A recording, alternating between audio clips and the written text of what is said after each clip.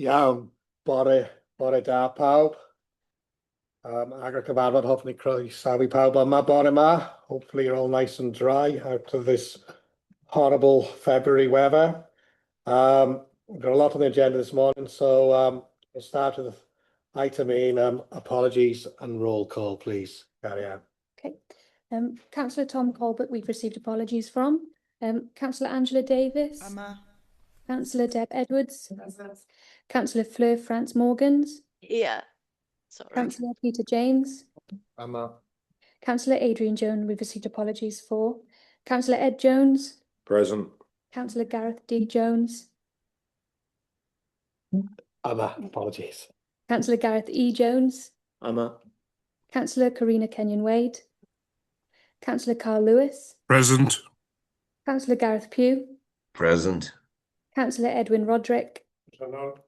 Councillor David Selby, we received apologies for. Councillor Elwyn Vaughan. Councillor Jonathan Wilkinson. And Councillor Hugh Williams. Yeah, diolch, carry on. Moving on, minutes of the meeting held on the 15th of January. Looking for a proposal in a second to please for accuracy. For those who are here. Thank you, Councillor Gareth. Thank you, Councillor Jonathan. They were on page 3 and 8 of our pack. Moving on now to the business. Declarations of interest. To receive any declarations of interest from members relating to items to be considered on the agenda. Councillor Ed, please. Yeah, declaration of interest on item 4, because I've engaged with the public and voiced an opinion. So I'll be removing myself for that item. Thank you, Councillor Ed. To receive members' requests that a record be made of their membership of town or community councils where discussions have taken place of matters for the consideration of this committee. No. Good. Before we move on to item 4, can I just confirm with members that you all have received the update pack that came through at 16:48 last night, the 28 conditions that were put through? I'm seeing lots of nodding heads. No one has indicated online that they haven't. So with that, I believe we are good to go. Just like us, for members' interest, we have got a number of officers with us this morning. Warm welcome, Croeso Cynnes,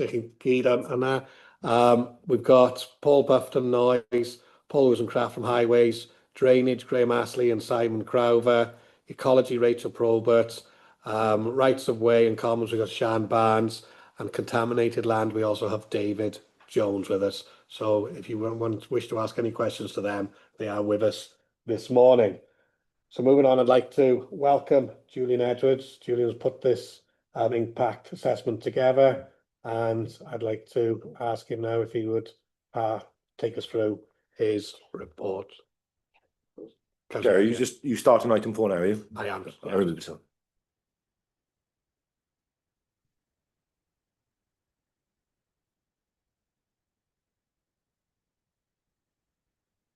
Let's just left the chamber. So, Julian, the floor's all yours. Okay, George Cadale, thank you, Chair. Members, I'm aware, will have had training with regard to the process relating to the proposal which is before you this morning. I am required really to go through that generic overview of that process so people are fully aware of what is happening today. We're considering the local impact report for development of national significance, DNS process, and this was established under the Wales Planning Act in 2015. Basically relates to energy projects, for example, between 10 megawatts and 350 megawatts, this being one of those projects. I mean, there's this guidance with regard to this, and it does require local planning authorities to produce this local impact report, i.e. the LIR in brief, which is what members will be looking through today. That guidance does stress that the LIR is meant to give a factual, objective view of the impacts of the proposed development on the area in question. And those impacts should be presented in terms of their positive, neutral and negative effects. It needs stressing that this is distinct from any representation which people may choose to make separately to the planning authority on the merits of an application. This is something which obviously individual councillors or whoever may submit separate representations to PEDU on those particular merits. And also to give an overview for the rather sterile process that it is, if you like, a clean process. In producing the LIR, obviously the LPA is not required to carry out its own consultation with the community. So that is something which will have happened through the lengthy process. Now is the time for communities to participate if they wish and to make this formal comment. But I say the focus today will be on the LIR, and that should be focused on the evidence-based objective views rather than just expressions of support or opposition. The chair referenced what you would have received in terms of conditions. Now, this again is common, and with any submission to PEDU in the form of a normal appeal, you are required to submit conditions. These are given without prejudice. So it doesn't say, this is what the decision will be. It's given without prejudice, but it is something which you're obliged to follow. And also that will be supported by any subsequent obligations which may arise. I will note that the conditions you have before you will have been broadly based on, again, guidance from Welsh Government produced in July 25, model condition guidance.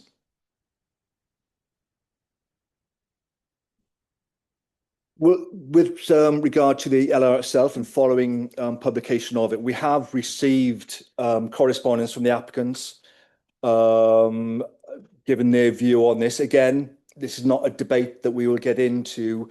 It's been given in response to the LIR and references areas such as positive economic benefits. However, we will say that within the LIR, you will notice that in terms of the various benefits, positive, neutral or negative, the overall view with regard to the policy approach to renewable energy, for example, is referenced, and this would cover the broad number of areas. It's always a difficult one because without repeating what's already before PEDU, i.e. in terms of the vast amount of evidence you have there, the report does provide that initial reference to the wider benefits, if you like, as a matter of principle, and that is there within the local development plan.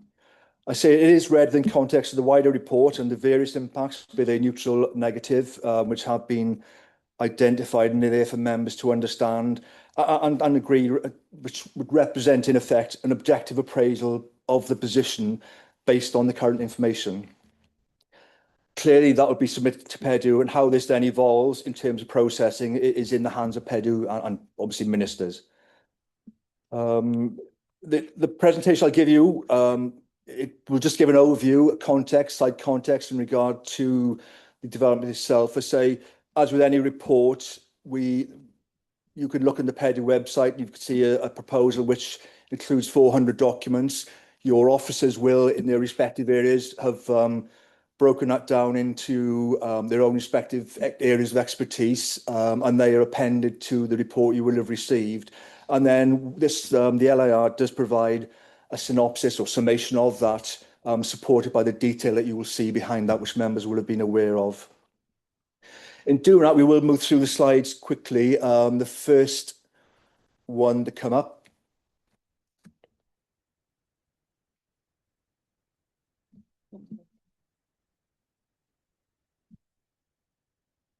You bear with us, Chair, sorry.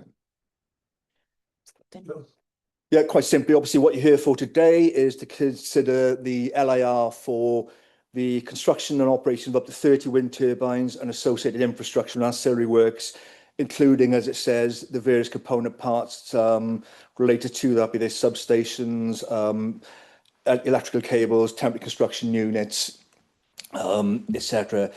In terms of site context, again, this is an overview on that, and the proposed development is located within your planning area, wholly within that. It's approximately 9 kilometres east of Llandon, covers an area of approximately 1,773 hectares. This has been reduced during the lengthy process of consultation that's occurred over a period going back since 2022, I understand. And really we're looking at a site which is a mix of lowland pasture with hedgerows and open hill grazing, with agricultural use and coniferous plantation. Part of the southwestern boundary of the site now, I'm not sure if members can see a cursor here, but to give context, that's the A44. It's bounded to the southwest site and it runs in that northwest-southeast alignment. To the north, if you like, northwest, northeast, you have the A488. I mean, it does relate to the area members will know as the Radnor Forest, which is a plateau of land 660 metres above Ordnance Datum. And it's part of the site does comprise common land, which is reflected in other separate consents you will have seen referenced in the report.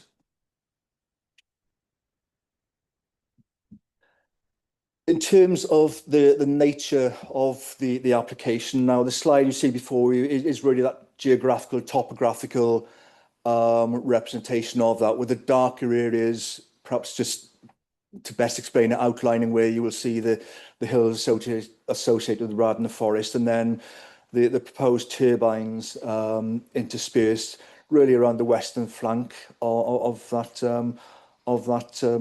area of topography.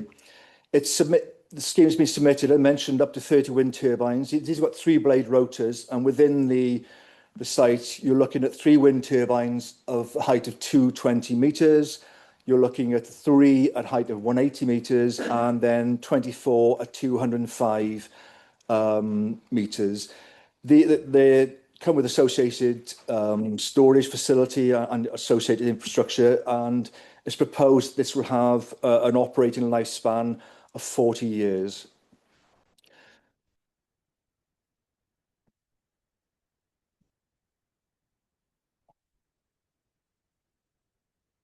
We'll comment on, with regard to highways at this moment in time, the abnormal loads, i.e. the larger, you will know, the delivery of turbine components, for example, to the site.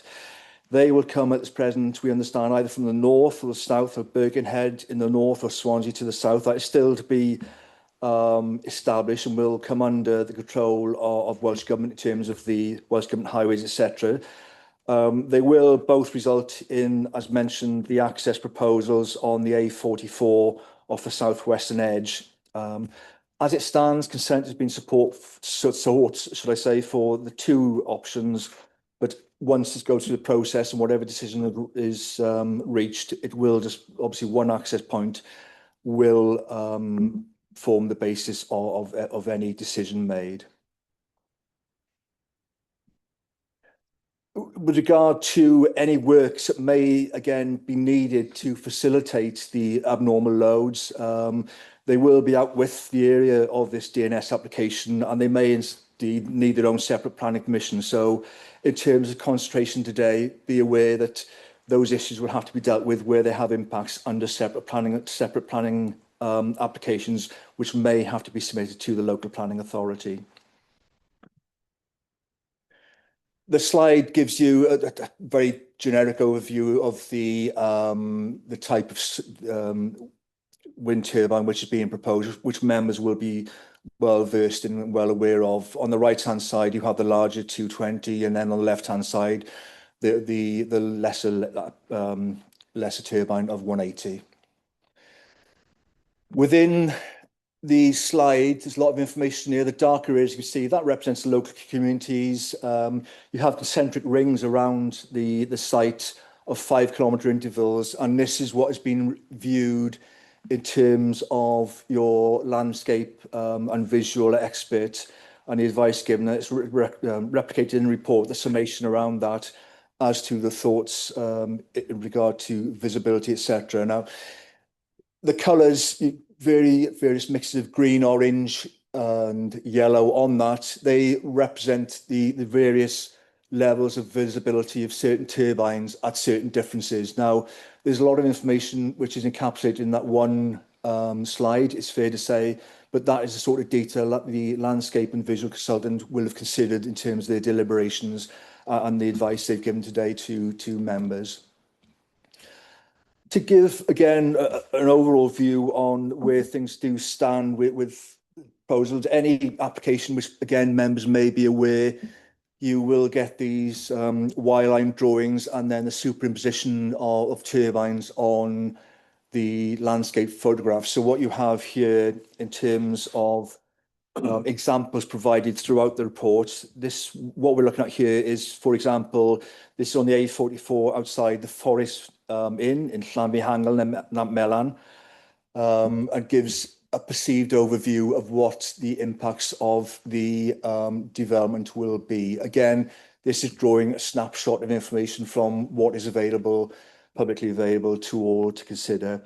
The second one is the A44 bridge approaching Penabont.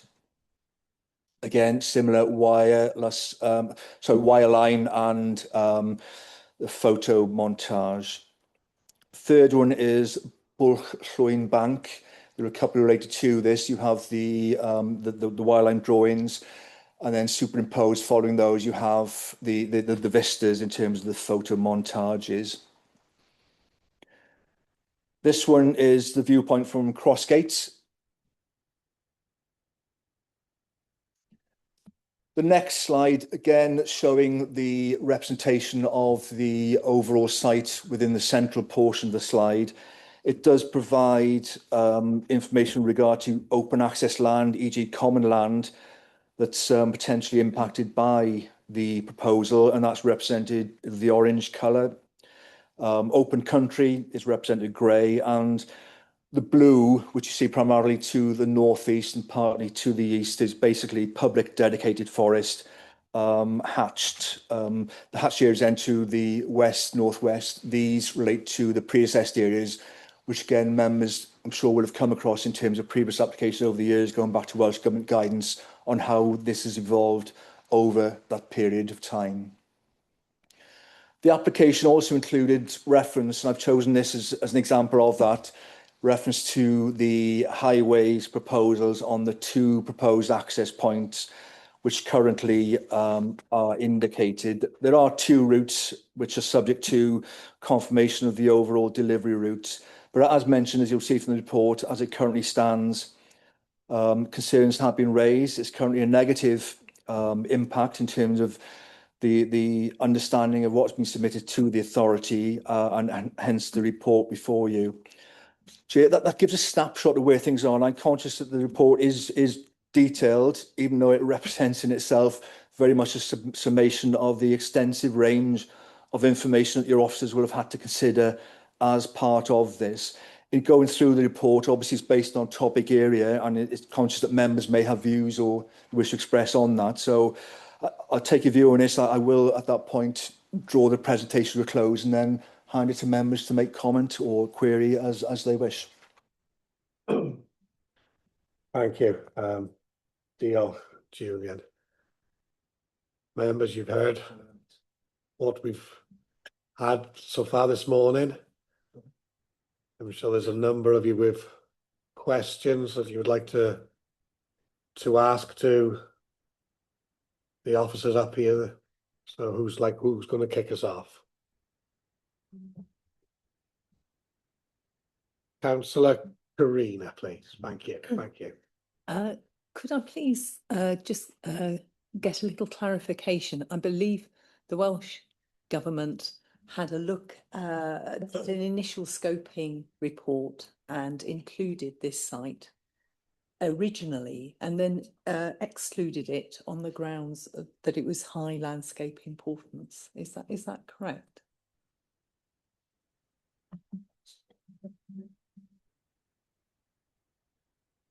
In terms of my own knowledge of that, I haven't been involved long enough to know that pattern of events, but clearly this is a site which you've seen on the last slide. The hatched area make reference to the previously analysed areas, the screened areas, and this site falls out with that. So you are looking at a site which does fall outside, though, that hatched area on that slide, which indicates, yes, it's evolved over that period of time. So it would be considered of a high landscape quality, and that's one reason for the exclusion, would you say?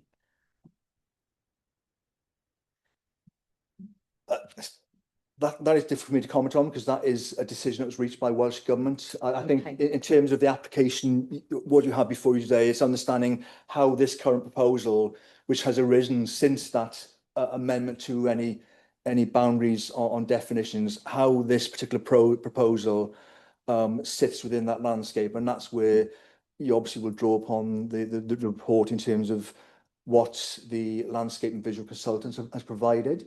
And clearly you will be aware that as part of the process, other authorities such as the Brecon Beacons National Park will again have the opportunity to express their own views with regard to perhaps some of the issues you referred to in your question.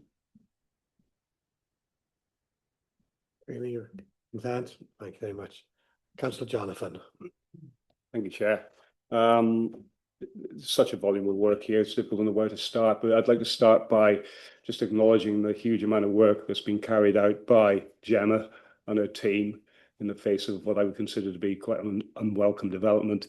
And it's not just one development, as we know, there will be more to follow. And I do acknowledge the huge burden of work that this has placed on you and everybody else involved. It's colossal. There are parts of this, I'd just like a bit of clarification, really, where I'm looking here at particularly water. Let's have a look. Yeah, NAMNITL planning, local flood authority, and particularly relating to water. But there's others as well where a complete redesign is recommended, further information is required, and that you see that replicated in other parts of the report as well.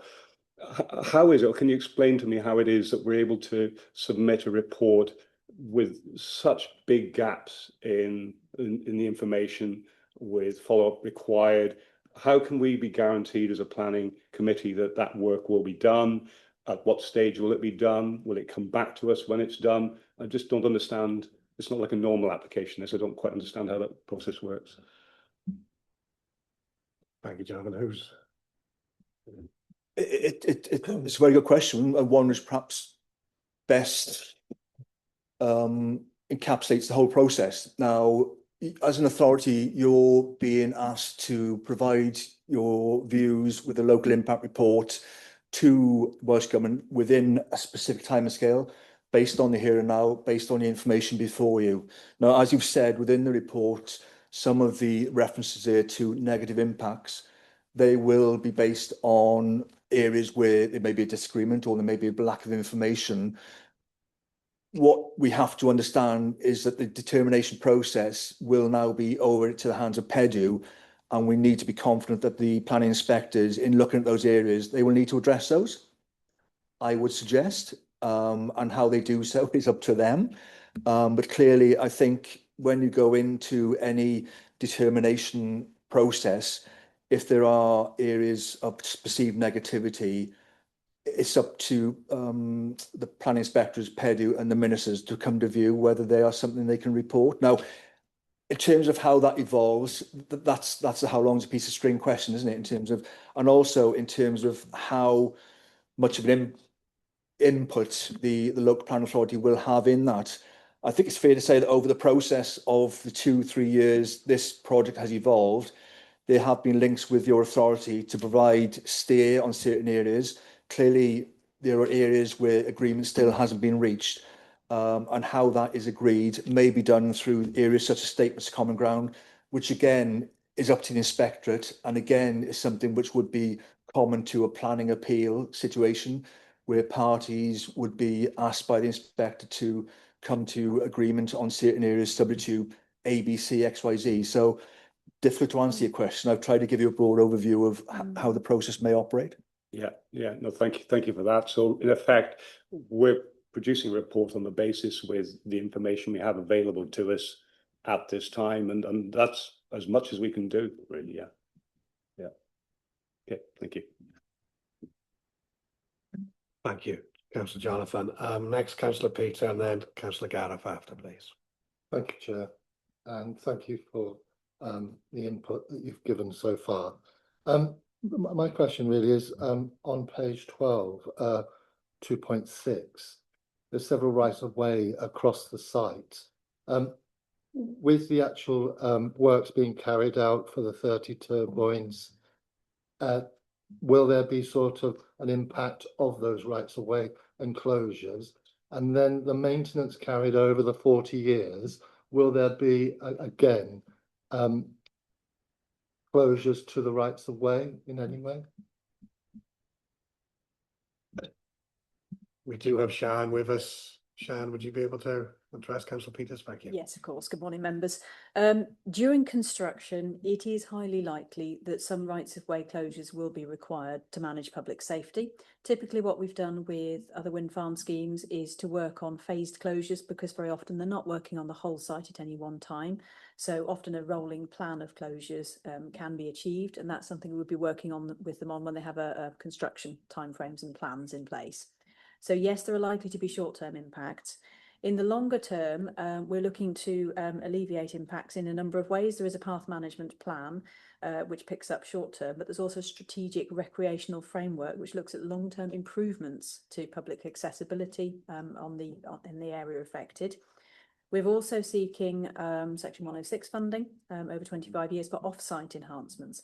So the proposals cover both on-site enhancements, which the developer would direct fund and carry out by agreement with us in terms of the detail, but also off-site enhancements to improve connections to the wind farm site and to provide alternatives as well. So in the longer term, I wouldn't anticipate temporary closures being needed post-construction, but during construction, yes, they're likely to be needed. We would look to minimise the impacts through rolling closures, not having the whole site closed at any one time. Thank you, Sian. I think a couple of members were struggling a little bit to hear all that. I know, but did you get most of it, Councillor Edwin? No, to be honest. No. I might turn them up. Sorry. Can I just add, we did say it before that we try and address each topic as we're going along. So is there anything else that you would like to ask of Sian now that she's had the floor in relation to? Yeah, so can I go to Councillor Gareth with that? And Sian, if you could possibly just lean in a bit to the mic, we'll get Councillor Edwin asking some questions as well following your speech. So please. Yeah, thank you, Chair. My question, I'm the local member on the local access forum, as Sean knows, and I'm aware of the timeline it takes to divert a footpath. My question is, within the papers, there are some proposals that some of the footpaths may be affected by the siting of the turbines, and we require a diversion. I'm just wondering, what could Sean give us an indication what she expects the timeline would be that to get that diversion in place, and would that impact on the whole site development? Yes, it has the potential to impact. There are a number of different processes that the developer could use here. Whilst the County Council does have its own diversion powers, as you will know from your role on the Local Access Forum, and as the committee will know from proposals put to them, the developer in fact does not have to use those processes, and we have recommended that they do not. They can in fact go direct to the Welsh Ministers under Section 247 of the Highways Act, with the aim being that a package of any diversions required can be considered alongside the planning proposals. So that in fact is what we have recommended that the developer does, because then it can be dealt with holistically. It doesn't impact on our resources in the same way, although clearly we would wish to comment on the detail. And I don't think, that's not an issue at hand. But no, in terms of resource, what we're actually suggesting is that they use the Section 247 procedure, because the County Council, if it wished to divert the byway, would have to use the Magistrates' Court order procedure for the byway itself. And potentially we may also need to do a Section 257 diversion for other rights of way affected, which the timescales there can be quite significant. If objections or representations are made, the proposal will have to go to PEDU anyway, and there are significant backlogs, I think it's fair to say. So in fact, what has been suggested, because it is clearly part of a major planning scheme, that in fact they use the Welsh Government procedure. Can I come back to it? Do you know if the company has actually started those processes yet with Welsh Government as part of their application, the PEDU? And I suppose the same question is around the area of common land that they then need to swap, in my head. Have they started those procedures of PEDU, if you know or not? The common land process, yes. As is noted in the report, for procedural reasons only, the council in fact has been required to be a signatory to the application, because there are rights of way across the site. As the highway authority, we have a legal interest in the land, so to allow due process to take effect, to take place, we have needed to sign that. Does not imply that we either support or oppose the proposals, it's simply to allow that to happen. The rights of way, as noted in the report, actually, we are not clear that the developer has yet started that process, that section 247 process, hence why that is noted in the local impact report. Thank you. Thank you, Councillor Gareth. Could you switch your light up, please, Councillor Grigg? Thank you. Angela, I know you didn't put your hand up, but I did indicate that you could come now if you got anything to ask of Shan and the rights of way. Yes, so probably going to highlight my own ignorance here, but somewhere in the report I read that 3 major paths will be impacted: Offers Dyke, Glyndores Way and the Ellen Valley Way. And I don't know where the Ellen Valley Way is, Chair, so I wonder if Sian could.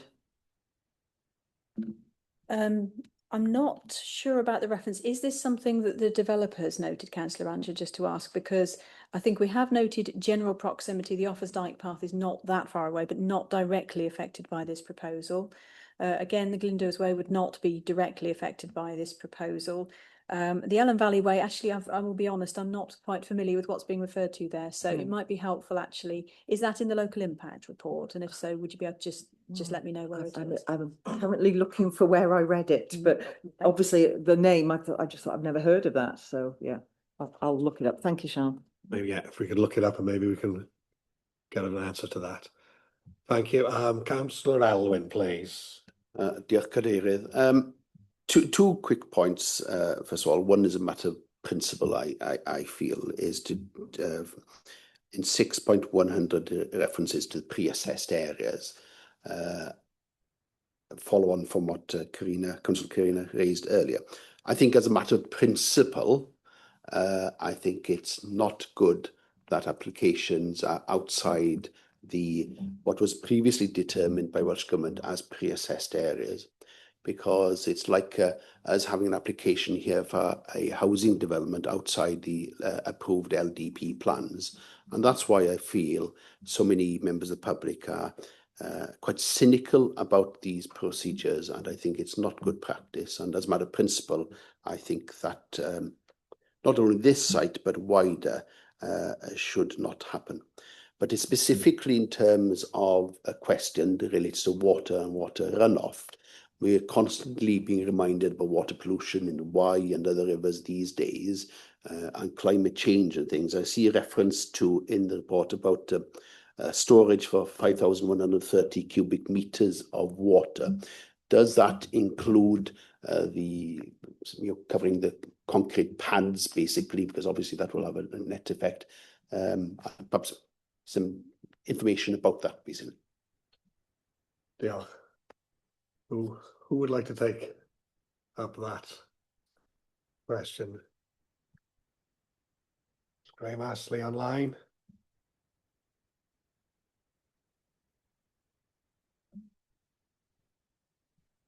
No. Simon Crowther?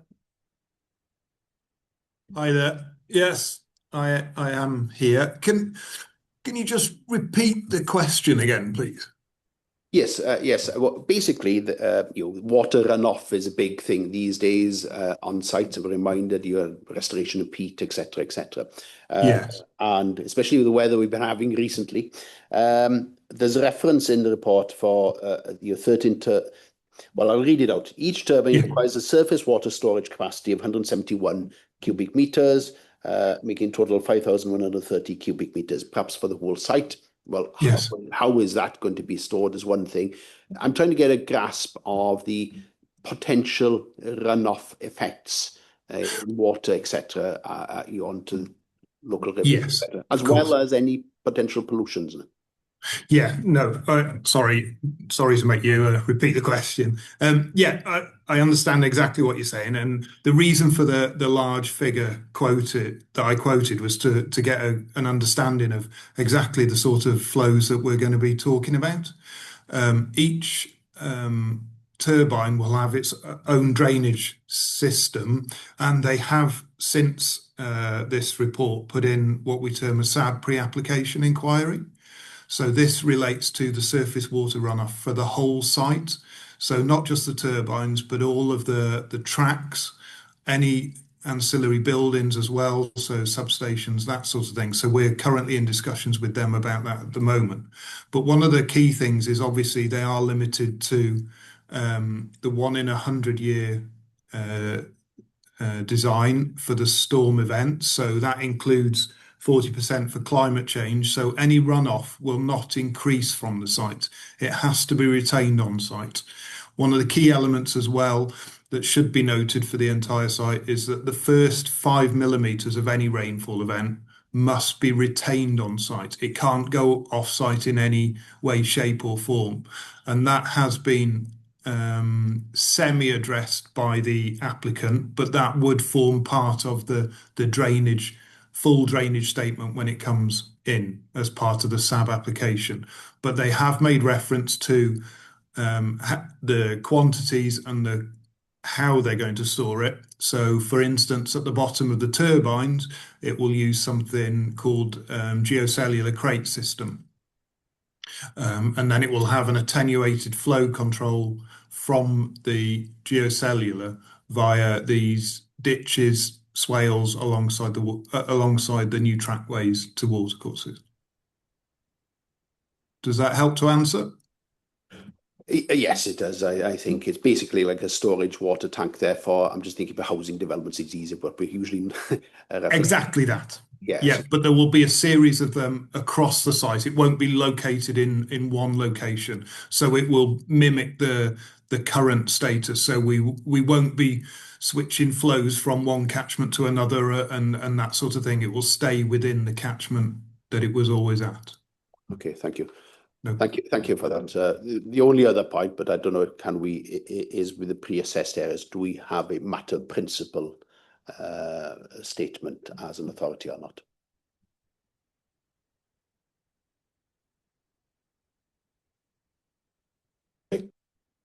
Can I just ask, are there any other questions in relation to water, environment, ground contamination that's surface? Go please, Councillor Gareth. Yeah, I know Elwyn will come back to. Yeah, I'm just wondering, because of the depth they're going to put the foundations in for these turbines, is there going to be any impact on any water? You know, we had a recent application in the Clio area where there's potential impact on private water sources, wells, etc. Do we know if there's any such issues in this? No, because we're talking about a massive area, and a lot of the farmhouses, I would assume, would have their own private water. I couldn't see it mentioned in the report. I'm not sure if there's any impact on that. Yeah, Julie.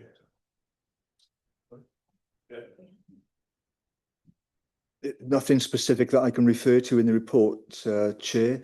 Prior to, say, this what we have before us in terms of detail is what's been arrived at after a period of 2 years, 3 years. As part of that, they require do their due diligence, which will include looking at all potential infrastructure impacts, etc., etc. So I'm not saying by the absence that indicates there aren't any, but I think it's just understanding that they have had to go through that process to understand those potential impacts. Again, for the purpose of the decision making, if there is something which raises the point for PEDU, then they will have to, satisfy PEDU on that particular point. Thank you. Can I just raise another point, Chair, which links back to Councillor Jonathan's points? Can we stick with the water for now, if that's okay? And please come back and remind me if I don't bring you back in. But I think, Councillor Edwin, did you want to bring it up about the water now or something? What do you like? Thank you. Yeah, yes, history actually. In our area, there was the pipeline went through down to West Wales, and what we've got, what you would call the old Guteri Cwsg, those sleeping gutters, which were stone drains many years ago. And I can tell you now from experience, it has destroyed vast tracts of land in our area, all the way down to West Wales, where drainage has not, they've even drained after, but has not come back well. And this sort of thing, because there's many turbines in one area, and we're looking at the Garreg close to Sunny Bridge, where there's another 23 turbines going to permission coming forward. I think they've got to address this. to coin a phrase, the water runs deep. So I would be very concerned on this situation. The situation you talk about is private water supply. Private water supply, yes. Okay. And of course, coming off common land, it goes into private land as well. And it does affect it. I can tell you that from experience. I do see another Councillor Carl. Is anyone else got anything to add in relation to this currently? No. Councillor Hugh? Yeah, it is related. It's following on really, Chair. What is the actual area of the base of these turbines? We know the height. What is it? What is the area that the runoff, which is water will run off, and Simon has explained that there are these attenuation tanks or what have you. But what is the volume for a 220-meter high turbine? How much concrete needs to be put in there? Julian? Again, I don't have that figure at hand here with me. I'm sure it'll be in the detail, you know, the level of detail. But going back to the water, obviously what Simon's referred to is that the attenuation on each particular turbine is individual to that turbine and will reflect the amount of concrete and other issues within the area of that particular turbine. So the solution they provided is predicated very much on the basis of the impact of that turbine on the ground, which includes the concrete. Now that will vary from turbine height to turbine height. So, I mean, if you want those figures, we could dig them out, but I don't have them at hand today. The other point is, I suppose it is relevant to how many vehicles travel on site, because that it seems to me that there's need for a significant amount of concrete to fill those bases, footings, whatever you want to call them. I appreciate you won't have those figures, but it'd be interesting to know. Yeah, come back briefly. Put your light on, please, Councillor Edwin. Thank you. Referring back to the site in our area, Garrigwen, they're quoting 20 to 30 ton of concrete in the base of everyone, and they are 220 meters high. I think the assurance that ourselves and members of the public can take on this is the SAB application. I think that's in pre-application now, so that will be covered off by kind of separate department to what we and then that's hopefully going to be up to them to identify any potential private water supplies run off of that, and they will address these concerns as I see it, and take those concerns forward and address them. Gemma, you? Yes, a different consent in a body. Okay. Yeah, I'd agree with that, Chair. As Simon said, it is subject to a SAB approval. So there's nothing really much we can determine today. It will all go through that process and be appropriately considered. And hopefully this discussion will prompt anybody with private water supplies in close proximity to make their supply known to people. Any further questions or points anybody wishes to raise on that matter currently, or are you happy to move on? I know. Councillor Carl. Thank you, Chair. It was just a point was raised about the Ellen Valley Way. It follows the aqueduct, it does, so it follows the 114 miles or so. So it goes to Franklin and Birmingham. Okay, thanks. Excellent. Thank you, Councillor Carl. You've outwitted two local people here who are shaking their heads, so thank you very much. Good. I don't see any hands up now, so Councillor Elwyn, can I come back to you? You had a point which you wanted to just... Well, yes, the issue I was is a matter of principle, really, for the committee. I know we've had in full council previous discussions about this. It is a question about pre-assessed areas, basically. And, a exercise was done a few years ago, identifying potential sites for development. Now there is a feeling that's been torn up and thrown out the window, and that's why we're getting proposals left, right, and centre throughout the county. Now, we have an LDP as an authority for a reason, which identifies sites and things, and that's good practice. Now the question is, do we as a committee want to voice an opinion about the fact that we're no longer using pre-assessed areas as a clear planning tool and measure and framework, so that everybody knows exactly where they stand, basically. But that's a matter of principle, I would think, rather than anything else. Diolch. Gemma.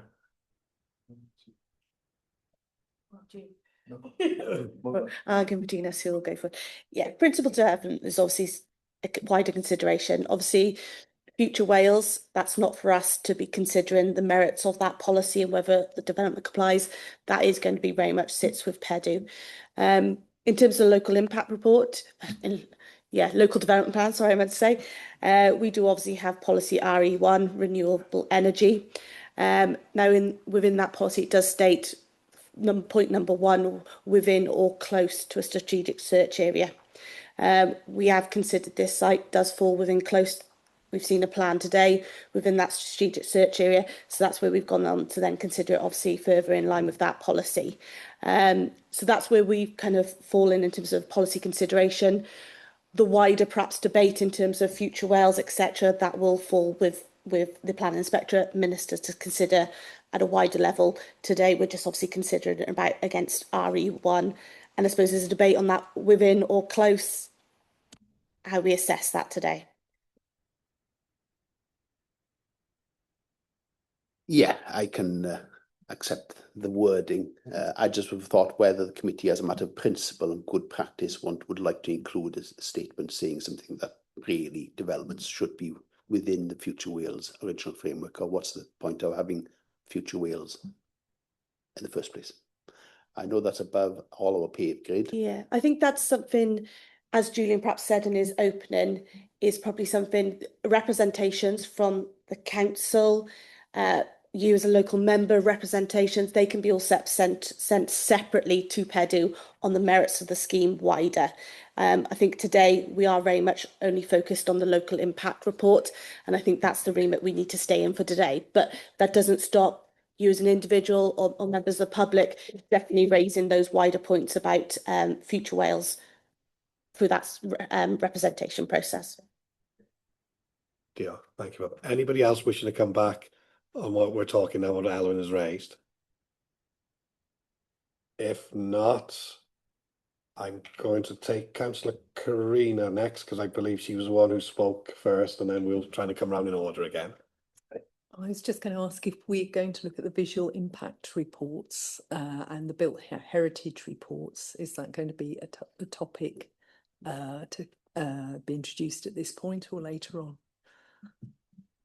If you've got a question, please go for it now. I think we've concluded the last one. So any questions? Or I was just going to point out, I think it's... What page are you on? I'm on page 135. Thank you. I'm looking at the end plan report, and point 4.4 just points out that the size of the turbines in question are the same size as the actual rocky outcrops, so they seem to be disproportionate. I would like to say that I am in favour of wind farm developments. There's one in my ward which I like. The turbines are smaller, but it seems to be in keeping. And I visited that site and also the area where these are meant to be built. But I'm just pointing out your independent consultant's appraisal. Thank you. Thank you, Councillor Karina. But it's more of a statement than really a question, unless you want to, yeah. Would you? Yeah, okay. Is there anybody else would like to take up on visual impact now? Yeah, Councillor Angela, please. So I'll take you back to page 39, 6.183. The local, that we actually consider the range of negative landscape and visual impacts. So we as a local authority have already recognised that it has a negative effect. And if we look at the range of area on the map, basically these will be seen from everywhere across Mid Powys. And I think we do need to bear in mind the importance of tourism to our local economy. And if this has a negative impact on tourism, it has a negative impact on the local economy, and it'll have a negative impact. I think what I'm trying to point out is the knock-on effects of this. And we've recognised that.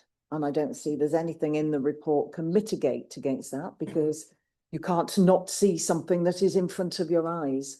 And I just want to, so I suppose, follow up on Corinna's point about the size being the real issue here, not the fact that it's a wind energy production scheme.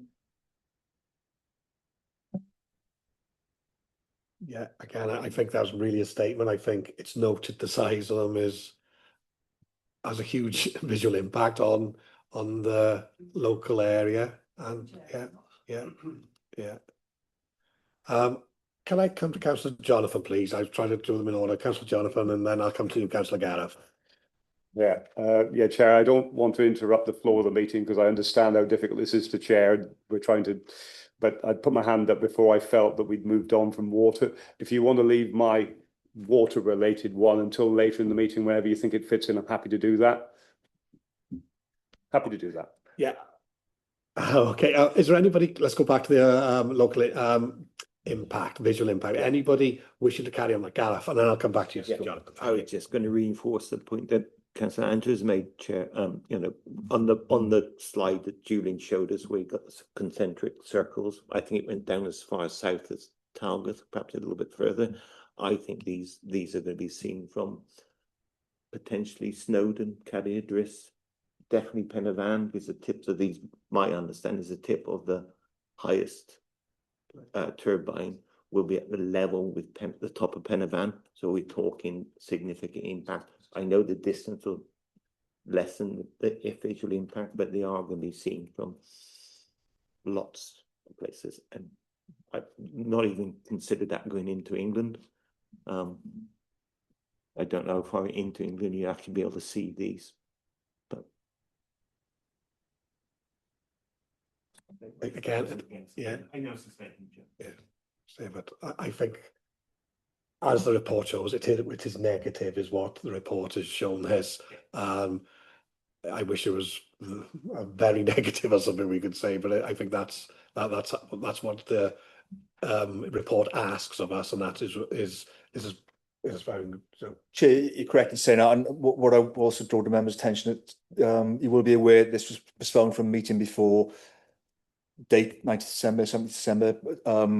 The consultation process was postponed. It's been restarted, which is why we're here today. As part of that, what's happened is that the Brecon Beacons National Park have been approached. So I understand, you know, obviously, Gareth, you made reference to areas within that. So as that local planning authority for that area, it's up to them if they wish to comment on those particular points. yeah, thank you. Are there any further comments in relation to that, or statements, or anything you wish to add before I ask Councillor Jonathan to take us down a different path? Councillor, oh, sorry. Councillor Fleer, sorry, I do apologise. I've just seen your hand. Councillor Fleer. No problem. Sorry, I've got a sore throat. So if you can't understand me, just shout. Just out of curiosity, with regards to the how far away the turbines are to individual houses and things, how is it measured? On the ground, or is it as a crow flies? Sorry if that's a silly question. No question is silly. Don't know the answer. As the crow flies. As a crow. As a crow flies. Okay. Is it if I've missed it, how far is the nearest houses from them? I mean an actual property, individual properties? What's the closest?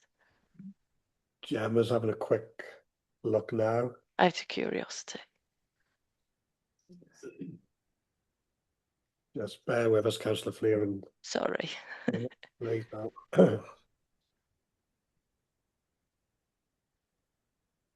It's over a vast area as well. Oh, sorry. Oh, I mean, so to be honest, don't worry. I mean, the thing is, I mean, I've been to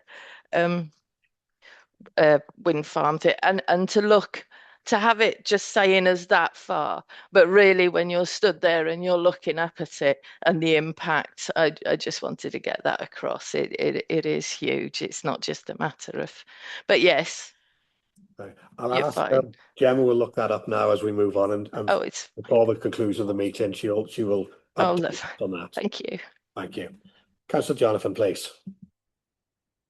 Thank you, Chair. Yeah, sorry to lead you down a different path, but I didn't want the discussion regarding water retention, water quality, us to leave that without some mention of peat. And we hadn't mentioned peat. We haven't really discussed or mentioned the displacement of peat.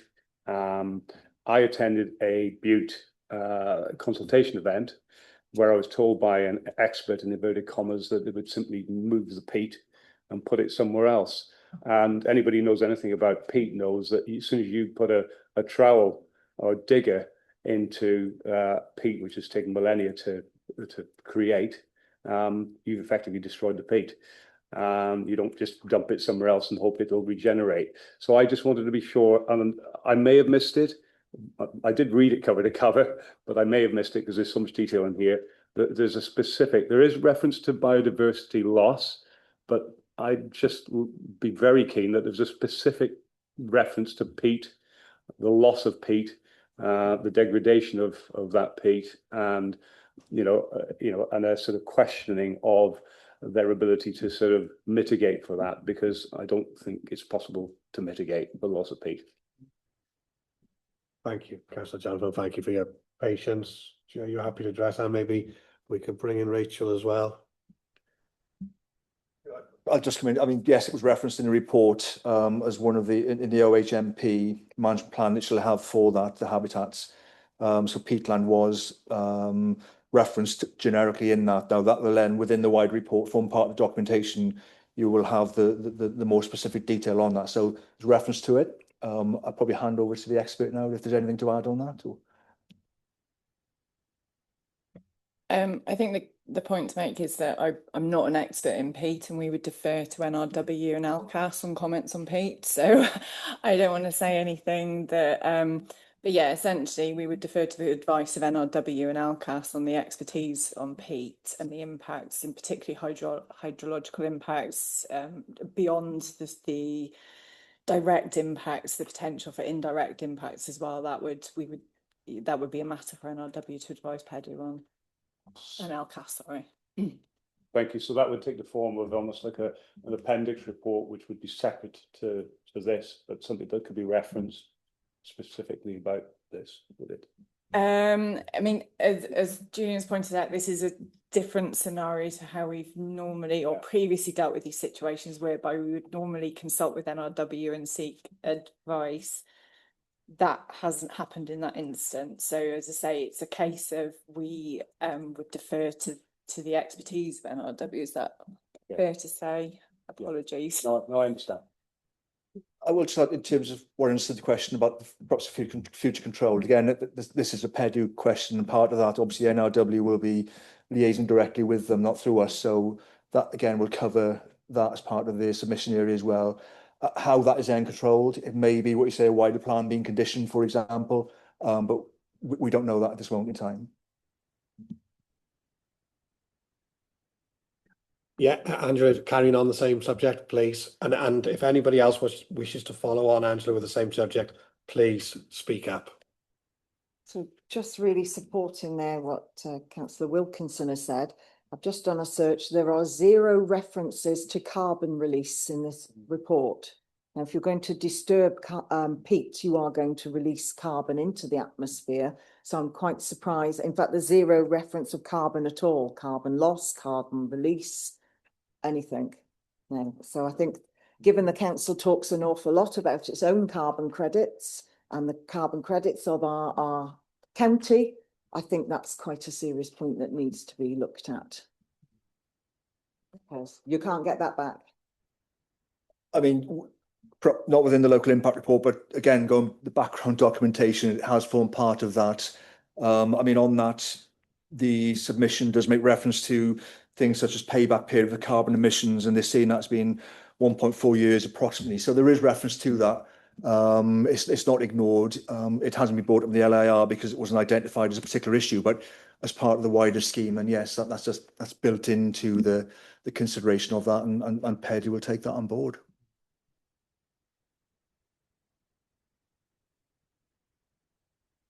Anyone else wishing to add further to what we're currently debating, discussing? Oh, Karina, please. No, it's just on page 30. I think it's the officers' sort of summation. 0.659 mentions that there's no areas of deep peat, but there might be a risk of a drying adjacent peat out. I don't know.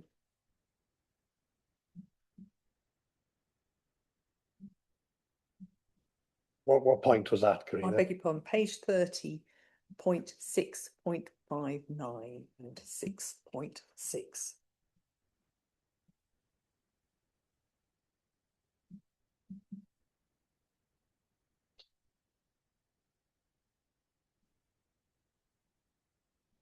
Yeah.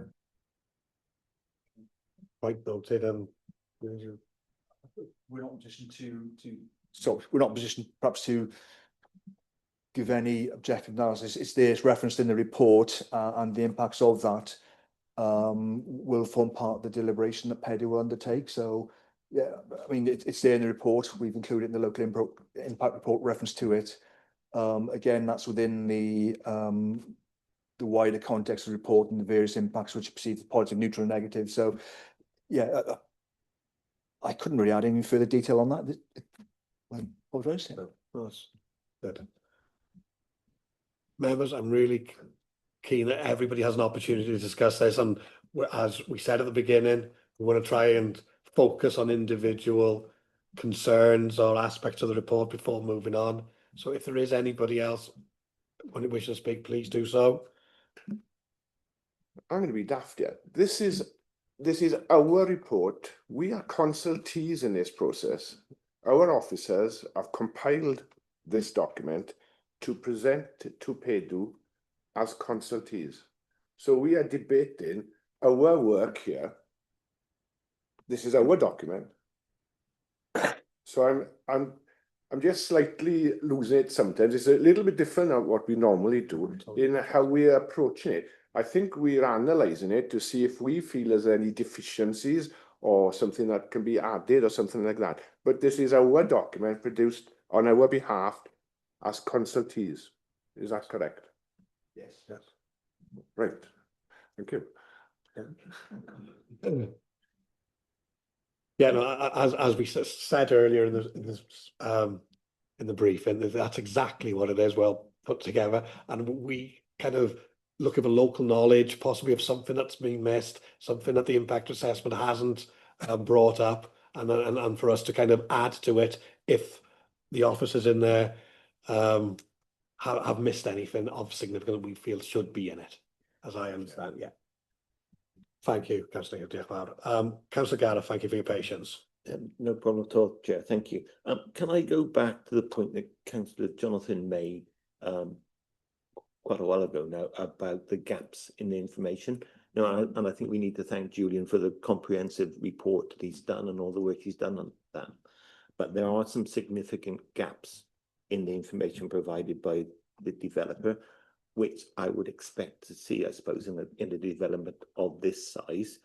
Are we happy that in the proposed conditions that we've captured the requirements to provide the information to complete to fill in the gaps, basically? Or are there some areas that we've missed and that we need to look at that within the conditions? I suppose it's quite a broad-ranging question, Gareth. I mean, at the end of the day, this is commentary on where we stand at this moment in time. I've mentioned conditions are model conditions, so they're there as model conditions to cover all topic areas in effect.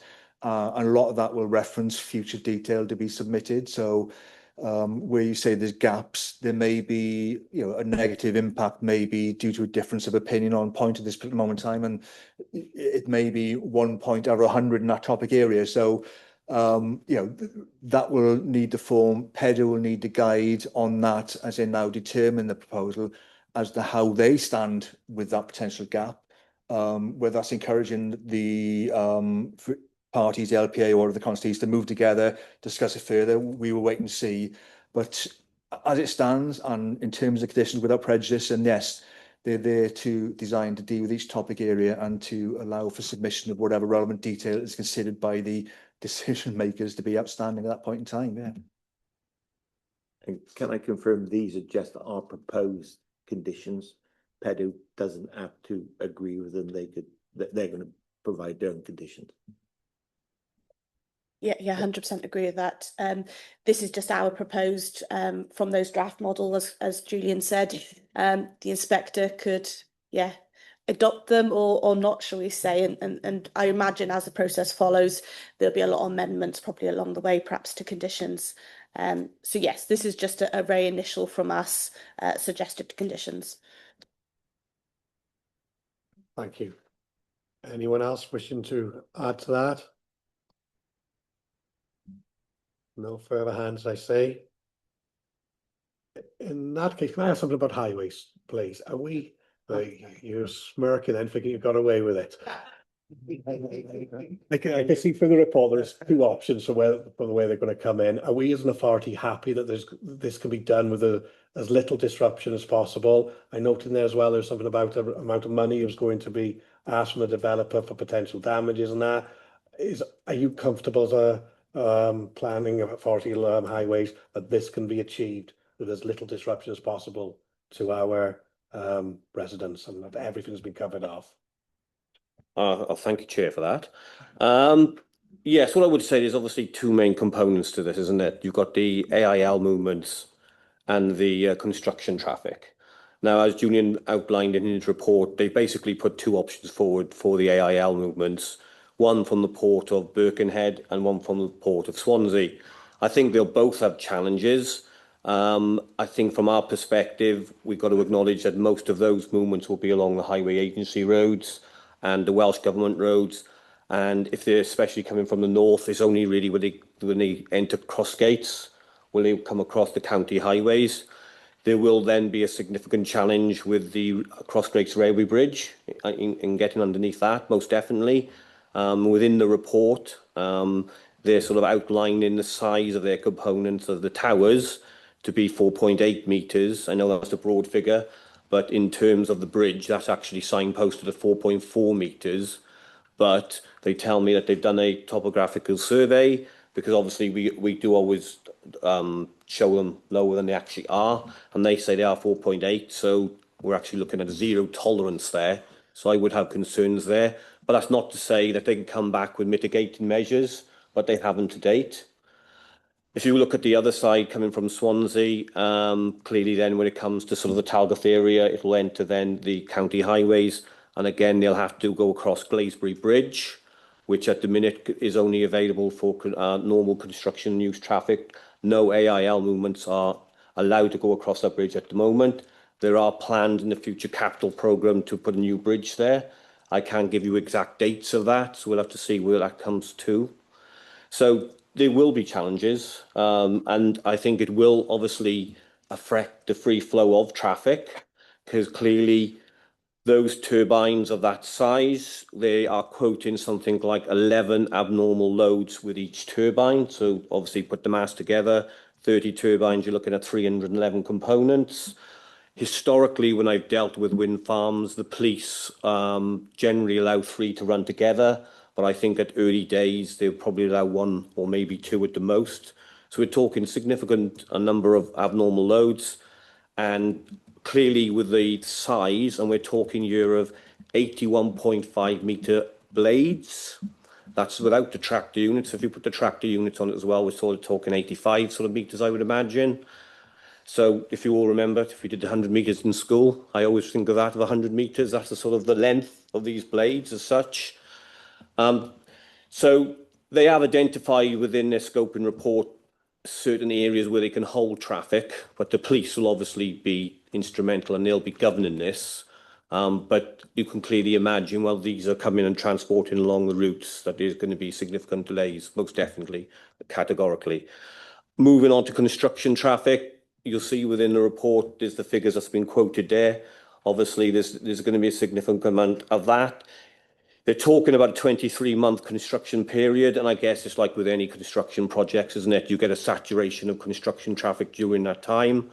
But clearly with this project, once the project is completed, most definitely that traffic will then disappear, where other major projects you probably have traffic continuing where you won't with this particular one.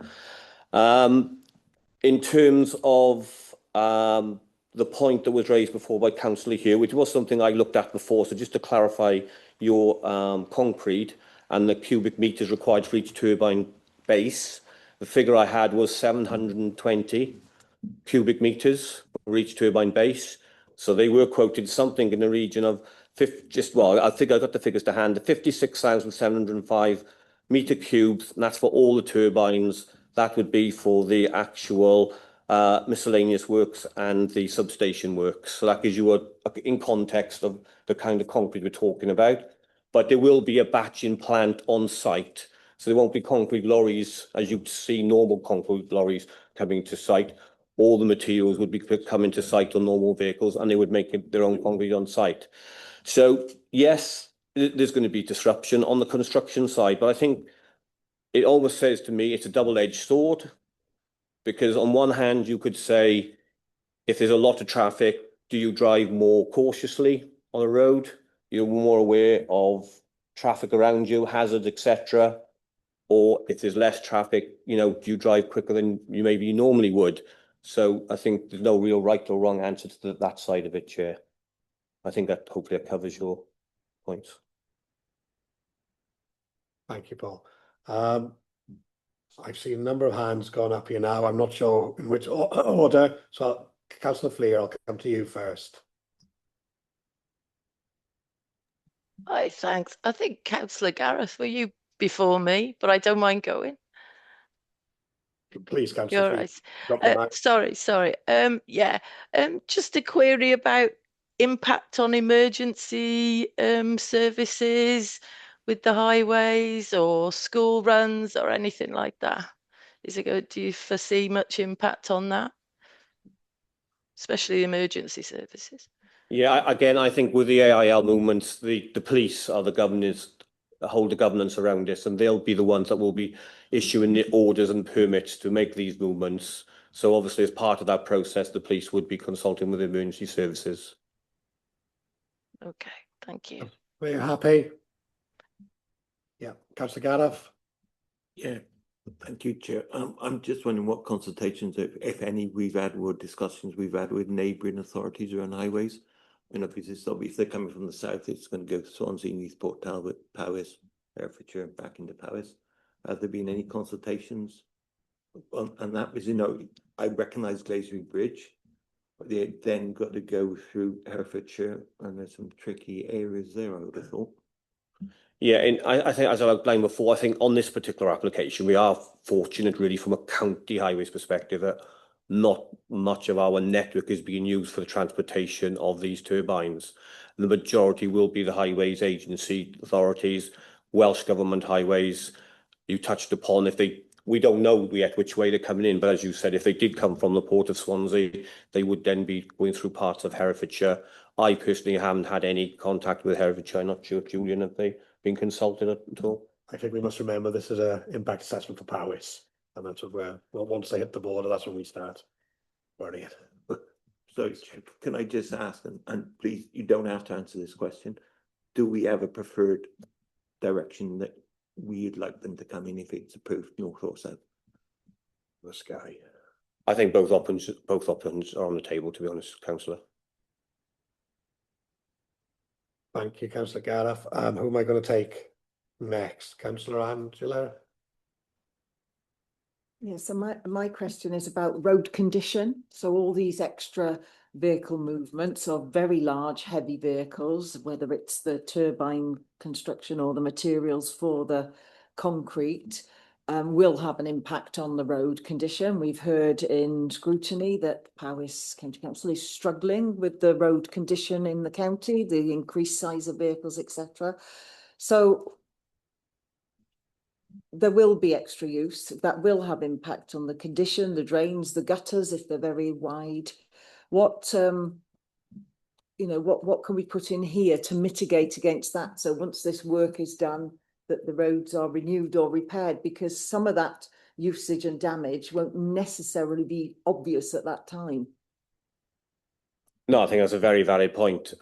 We've had a number of wind farms, obviously, in Powys before, and what we've previously done on them is have a survey before and after the actual construction periods.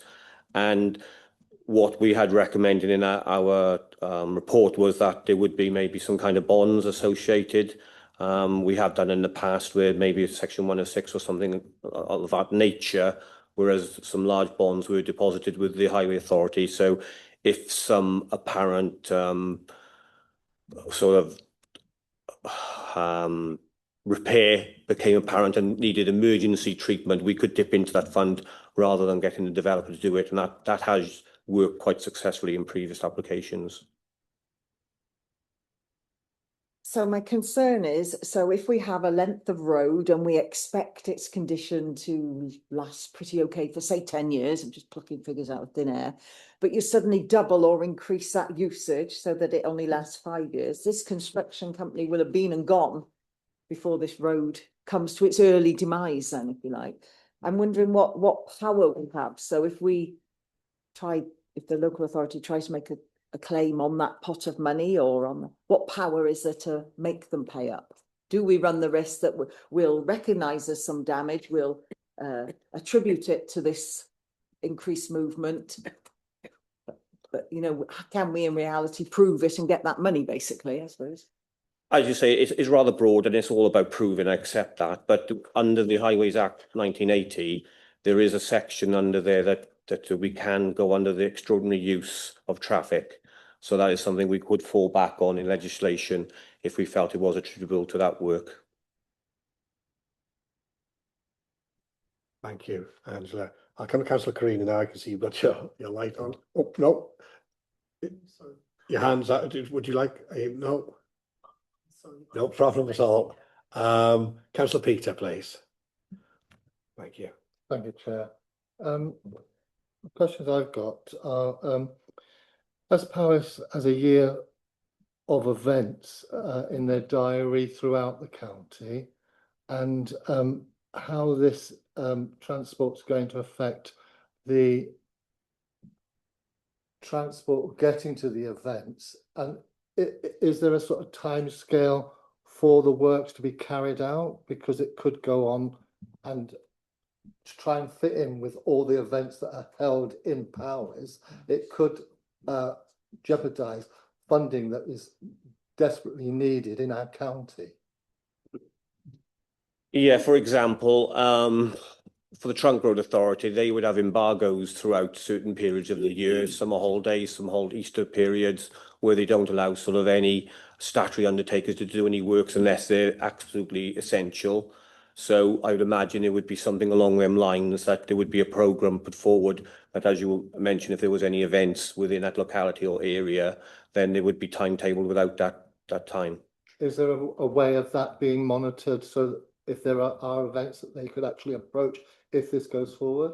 Yeah, as part of sort of any, especially when it comes to the AIL movements, we as a authority would be a statutory consultee on when their movements would take place.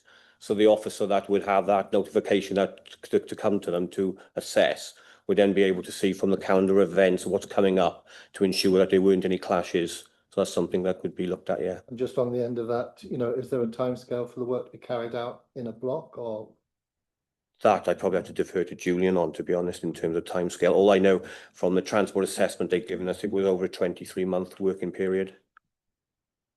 And to clarify that, you need to get through a process where you find out what permission, if any, is granted. So it's a question for down the road. I mean, as Paul tried to explain on that particular point, you know, it is covered in terms of perhaps the highways legislation or multi-agency responses to ensure that they cover that. Now, again, how that will get factored into any planning decision, or if it is material to that, I don't know. And really, we're in the hands of PEDU and others, depending on, again, the chosen route as well at the end of the day. I'm just very, very poignantly thinking, you know, events are very important for Powys, so that's something we've got to take mindful. Thank you. Thank you. Thank you, Councillor Peter. Yeah, good points. Councillor Edwin, please, and then I'll go to Councillor Jonathan. Okay, David. Yeah, it does say in the summary here that the development will significantly disrupt the free flow of traffic that use AI routes, and considerable delays will be experienced. So, you know, they're not trying to get out of that. But the point I wanted to bring, what you discussed on the tonnage of concrete, which would be basically manufactured on site. But the stone has got to be brought in, hasn't it? Yeah. So really, the only difference is going to be the weight of water. And where are they going to get that from? Are they going to ship it in, or they're going to have to bore a well up there? So I think we've got to accept that fact. There's a tremendous tonnage of stone going to come in, not only to prepare roadways, tracks into the assembly of the turbines, but to make the concrete as well. Yeah, can't deny that. Yeah, very true. Thank you, Councillor Edwin. Who did I say? I was Councillor Jonathan, I believe. Thank you, Chair. Yeah, I refer back to a point made earlier by Councillor Elwyn about the principle of development, the scope of the development, particularly with reference to Welsh Government's earlier areas suggested for development under TAN 8, and how much this is going beyond that. But, you know, my concern is about this specific development of transport is actually worse probably than Paul's just described, because we're potentially talking about multiple developments with multiple traffic loads from multiple different sites, going to multiple different sites. So this is almost the least bad scenario in a way. It's in effect going to be considerably worse than that. So is there within the transport section of this a recognition that there, could we have got reference to cumulative effect in other parts of this report, the cumulative effect of multiple developments on the impact on the local economy, the interference with the local economy and events as Peter described? Is that referenced and acknowledged? Julian, please. I mean, cumulative impacts are referenced in specific areas, but again, the difficulty in doing that, acknowledging that, is saying what is that accumulation? And for planning purposes, until things come online, i.e. PEDU tell you that they are dealing with Namithil, we're dealing with something else formally, it's very difficult to objectively judge those cumulative impacts. So I'm going to hesitate in going further than that. You know, but how that is then controlled in the future means that the decision makers, as and when any accumulation occurs, they will have to take into account at that time what the cumulative impacts will be at that point in time. Yeah. Okay. Well, I totally agree. I understand where you're coming from a planning perspective, but there's an element of, it reminds me of discussions we've had about chicken sheds. Okay, another big topic in Powys. After the horse is bolted, after we've approved a lot of chicken sheds throughout the county, everybody's making a fuss about potential pollution, this, that, and the other sort of thing. Okay? And the danger is, with that approach of just looking at each application individually and passing comment individually without looking at potential cumulative effect and strategic approach to the Powys, we'll be seeing about all the negative cumulative effects after all the developments have been approved, which is a bit pointless, I would say. And I rest my case. That's why you need a strategic plan. That's why future Wales should be adhered to, because that did give a framework. Everybody knew where they stood, and then you know exactly what developments were in the pipeline and what could be done. Otherwise, it's just a Wild West. Cheers. Obviously, if you expressed in that, the only point I'll pick up on is, perhaps I didn't explain it, you know, we are number one, for example. At this moment, we are number one. We consider number one. By the time number 2 comes on, that decision making for number 2 will have to consider number 2 and number 1. So I don't know if I explained that very well, but that is how it works. So that accumulation as it rises, the cumulative impacts will be judged at that time.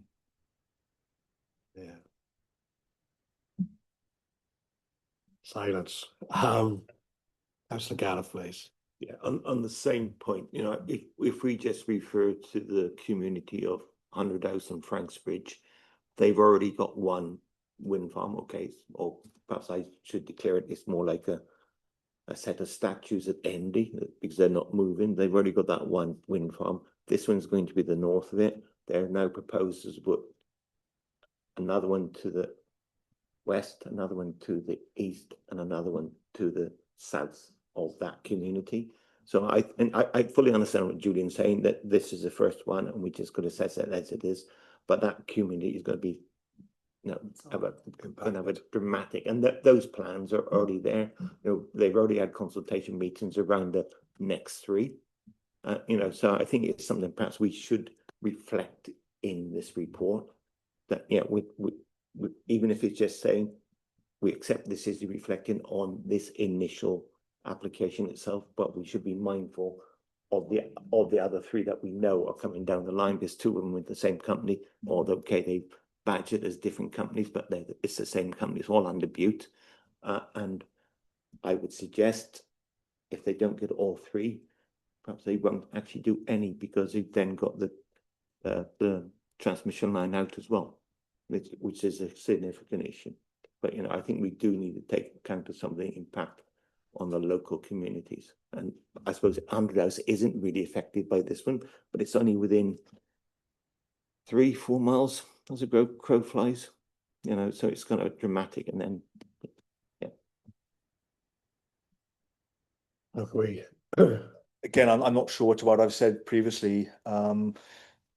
Being aware of them coming down the line, you know, you're dealing with things which are in a formal process now. As far as I'm aware, there's one they're given notice to submit at some stage in the future. But again, until it is submitted, you know, we just understand. I mean, sorry, the one I'm referring to, yes, there, in terms of landscape visual, there is some reference to the cumulative impacts on that basis. But I say it comes down to that very sort of clinical way of looking at this, and that's how we, in terms of giving our objective view at this moment in time, that's what we have to deliver to PEDU to assist them with their decision making.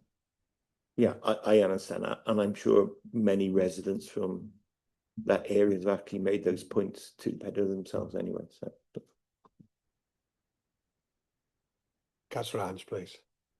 Yeah, sorry, I'm not quite clear what you mean by that, because listening to what Councillor Gareth is saying, so you're saying this is the first one. If there is a second, then it becomes accumulative. But I'm a bit confused, because this isn't the first one. As Councillor Gareth has just pointed out, there are already wind farms within Powys. So this isn't the first one. So why don't we take them into account, what's already there? Again, in using the phrase number 1 and number 2, it was me trying to give some clarity on the question raised by Councillor Elwyn. What in the context of this site, you know, the report that's been done in terms of, for example, landscape visual and cumulative, then you're looking at the more immediate area. So that's why I'm saying within this cluster, you could say it's number 1. I could choose other words, but I tried to explain that in terms of understanding how things may accumulate and at which point you make that judgment. Now, within that cluster, Nantmithil is the one which is most advanced and before you today and before PEDU as a formal submission. So as it stands at this point in time, they need to make a decision on this. By the time PEDU come to arrive at a view on this, which we don't know when it'll be, it may be within the next few months, you know, you may well see others formally submitted.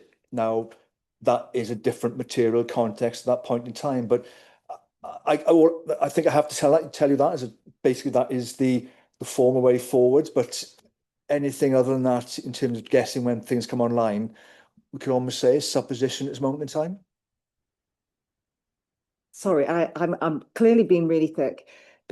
So we're looking at this purely if we're stood there and the impact on that locality there. But even though that map shows a huge area of where this will be seen, we can't look at this from out here looking in. So if I'm on the outer edges, so for example, the Ellen Valley, I'm up on my hill, I will see this, and that's an impact, and that's mentioned in the report. But if I look around, I can see half a dozen others, but that isn't taken into account. So the impact on that area of seeing those isn't taken into. We're always coming back to the centre of that circle, are we, and looking at it from that viewpoint.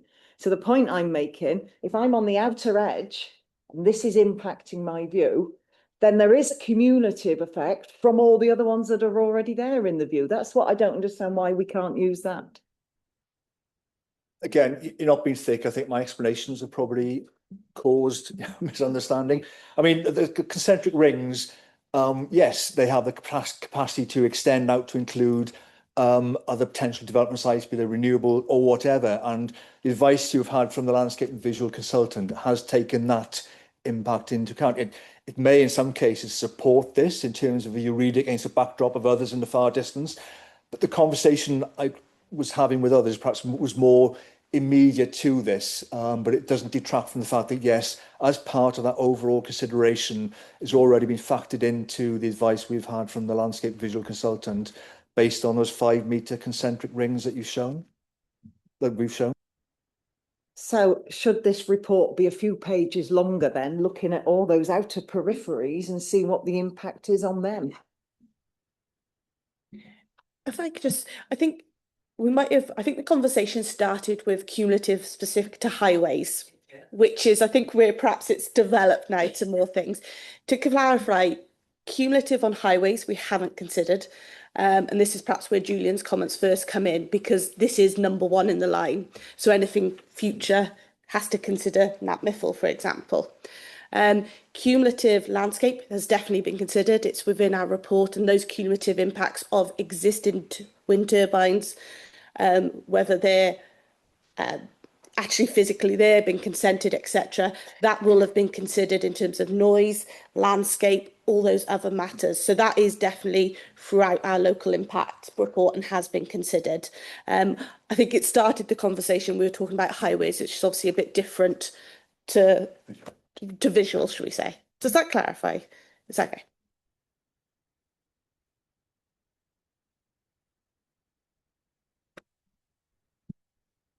When Councillor Ange's searching, anybody else wishes to comment or ask anything? Anyone online at home? No. Oh, Councillor Carina again, please. I was just going to say that the Built Heritage Officer didn't have particularly great things to say about this development. I'm just making a statement. I think he said that the impact on the listed buildings, like 150 listed buildings, you know, the intervisibility, which I don't really understand, hadn't been taken into account. So I guess you look at the building and then you look at the turbine. Is that fair? Yeah. Yeah, so it's looking at the setting of that listed building and what impact potentially those turbines might have on them. Good. Councillor Angela, have you concluded your search? That's a no. So we'll give you more time. Councillor Elwyn, please. See, we've got Mr. Buckton with us here. I wouldn't like him to feel left out today. Noise is the issue, basically. I was going to touch on. He's online, is he? He's online. Oh, fantastic. Just confused. Yeah, so basically to do with noise, that's a concern many have with such developments. I know with other planning, potential planning applications from an environmental health perspective, noise has been flagged up as potential future litigation. Sorry, all right. Noise has been flagged up as potential future litigation issues with other proposed developments in the past. Whether that is an issue with this, and has that been considered? I think, especially the proximity of some houses to this development. Yeah, to make myself clear. So was the question about potential future litigation, just to be clear? Yes. Obviously I can't advise on future sort of litigation or any sort of civil claims that people might make in the future, but I can talk about the process. An assessment has been made in accordance with ETSU R97, which is enshrined in national policy. We've used an acoustic consultant to check that that's been done correctly. And aside for a couple of issues that are highlighted in Dick Baylor's report, then mostly we're happy with the process that's gone through. That will usually lead to conditions being placed upon them to give some controls to make sure that they are compliant with ETSU R97. And yeah, if there's future problems, then we rely on those conditions to go back to the developer or the current operator to demonstrate that they are compliant with them. And that's the way it's usually done. I think what is important is just to recognise the statement in Dick Baylor's report where he says, although the assessment's showing us that we are compliant with ETSU R97, and we know that inspectors give a lot of weight to that, that 13 properties near to the turbines will be over 38 decibels. And at that level, reports say that 10% of people are likely to be highly annoyed. So even though it's compliant with government guidelines, there are going to be impacts. And the second part of that statement is that 6 properties will have significant adverse impacts, and 2 of those 6 are not financially involved in the scheme itself.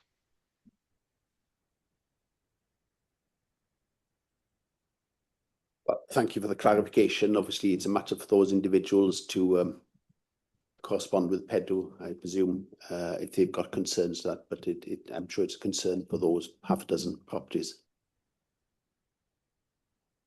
Good, thank you. Thank you both. Councillor Angela?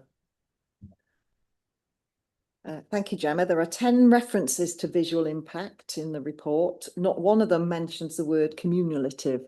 So basically they're referencing at various viewpoints that you can see this development, but I can't see any reference there where at any of these particular viewpoints, the impact is greater because of what's already there. So I wonder if we could add that in because it might give a little bit of strength to the document.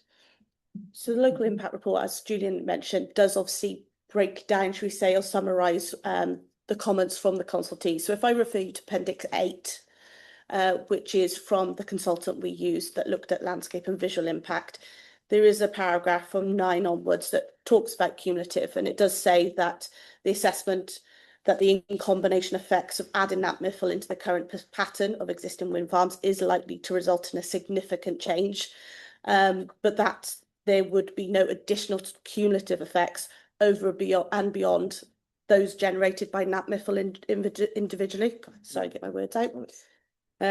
So essentially, obviously, we have got a negative against landscape and visual. What that essentially is saying that obviously cumulative has been considered, but the impact as the individual is a negative anyway as a whole. Right, so we've got it basically as strong as we can within all the rules that we're allowed to use. Yeah, I think we've got a negative there, so yeah. Okay, thank you. Thank you, Gemma. Thank you, Councillor Angela. Councillor Carina. Going to say about our local wind farm. I know that one resident. Put a light on, please, Councillor Carina. Our local wind farm, so that's Garrick Cloyd, a resident objected to the noise level, and I visited him, and he's got a sensor in his yard, and he says, if the noise gets too much, I ring up Scotland and they turn off that wind turbine.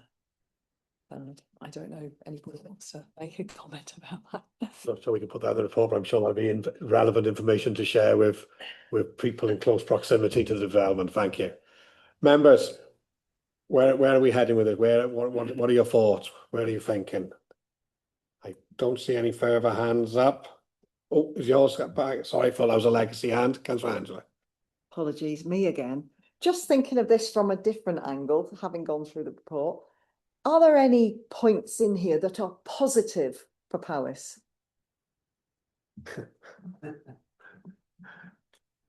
Would it have been quicker to ask that question first? Yeah. Is there anything about this that provides direct positive impact for residents in Powys? Isn't there a mention around the right to ways? And there's a positive impact on right to ways long term. I think again, sorry, hold up, members, please, Jude. I'll come back to you, Gary. For residents of Powys. Hold up, members, please. Again, within the context of the LIR, there are positive aspects which are basically about the broad principle of renewables. I mentioned earlier submissions that have been made in terms of economic benefits. So as part of those, the applicants, for example, will outline what they feel to be the economic benefits of that. Other positive benefits may be perceived to be the provision of that renewable energy, the carbon offsets, etc. But they're broadly encompassed in the first two positives you see on the LIR. Behind that, there's a raft of information which factors into those positive aspects. We just haven't replicated the whole information database in the LIR for you. I wish I think that more than anybody else.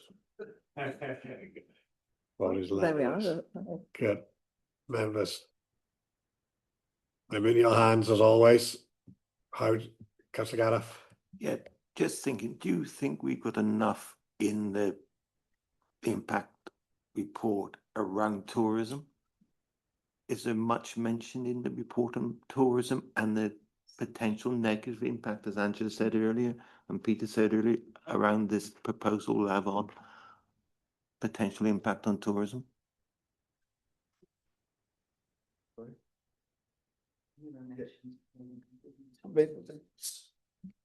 Again, the wider documentation refers to it. It comes back to the evidence of this. Now, over the years, I've been given evidence by different parties which indicate that people do come and visit an area because of wind farm. Now, I'm yet to see that myself, but that's my own subjective view. I'm not going to get beyond that. But so it's reference, but to make that comment, you really do need to have that objective evidence and be able to back up that argument. Yeah, the problem with that though, we have got no examples in the UK of a wind farm with 220-meter turbines, do we? We have, you can go down to the middle of Cornwall. Yes, there's lots of turbines down to the middle of Cornwall, but they're not at this size. And you don't know what the impact of this size is going to have on the community and tourism. And I think you just hit it on the head. I think as regards, we don't know. And I know that's that. Yeah. The difficulty we find ourselves in, from my perspective. But yeah, I take it, so Gemma, you're not comfortable putting anything in that. But members, that we're here to input as we see fit, and if that's what we want to do, we'll explore a way to do it as you want. But I also accept, Chair, that we need to have some evidence around that as well. And at the moment, all we've got is we think is going to have that negative. But Councillor Jonathan. Yeah, thank you, Chair. I mean, appreciate you need to bring this discussion to some sort of conclusion, don't you, really? And we've been jumping around all over the place. So many elements to it, so many unknowns. The scale, as Councillor Gareth just mentioned, we've not seen anything like this before. The transport difficulties. It's really difficult, I think, for us as a committee to make useful additions to what's already been done by Julian and the others who've obviously put a huge amount of work into this, as I said before. But there is a general unease, I think, amongst the committee that you've probably identified about many aspects of it. Yeah, I don't envy you and your job in trying to sort of summarize that and bring it together. There are a couple of things. One was about the rights of way. I just wanted to bring up now. Shan mentioned the potential improvements to the rights of way. That's a very difficult one, isn't it, to quantify in terms of what an improvement is? Because if you've got actually less people wanting to walk those improved rights of way, what benefit is it? Because they're so horrified at what they're seeing happen to the landscape. I walked Lindor's Way; it's stunning. I wouldn't be as inclined to walk that, in the face of these this development. So that's a difficult one, I think, to quantify. There was just one specific thing I wanted to bring up before the discussion sort of concludes, and it was something Paul brought up earlier. He managed to bring the discussion back to water and the volume of concrete providing the basis to the turbines, which you put at around 700 cubic meters, a bit more. So 1,700 cubic meters. 1,700 cubic meters. That's a phenomenal amount of concrete. Well, I was struggling to reconcile that with the in 454, page 104, how the surface water storage capacity of 171 cubic meters reconciled with a concrete base of 1,700 cubic meters. I don't understand that. Because you've displaced 1,700 cubic meters worth. Councillor Jonathan, is this going into the kind of jurisdiction of SAB and SADs at the moment? I'm asking. Yeah, I just didn't understand how that is arrived at when you've displaced 1,700 cubic meters worth of water, but we're requiring surface water storage capacity of 170. How is that? I don't understand. I don't understand the calculation. Simon, are you able to come in and advise Councillor Wilkinson, please? Thank you. Yeah, sorry. You're talking about the various calculations. So perhaps I confused you by saying that the design period that we're looking at. So when we talk about storage calculations, what we're looking at is a certain storm period. So what we are looking at for this site is the 1 in 100-year storm event plus climate change, which is currently at 40%. And then the storage capacity would be linked to that figure. So that's where the 173 or the 170 odd cubic meters comes from. Does that help to answer the?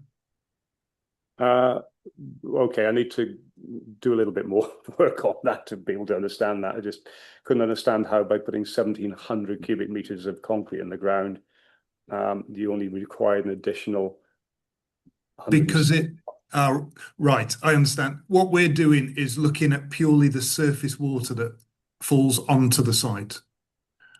It's not looking at any possible displacement existing within the ground and that sort of thing, because that would be classed as already impermeable unless it's peat or something of that nature, of which we would work with NRW as the expert in that field then.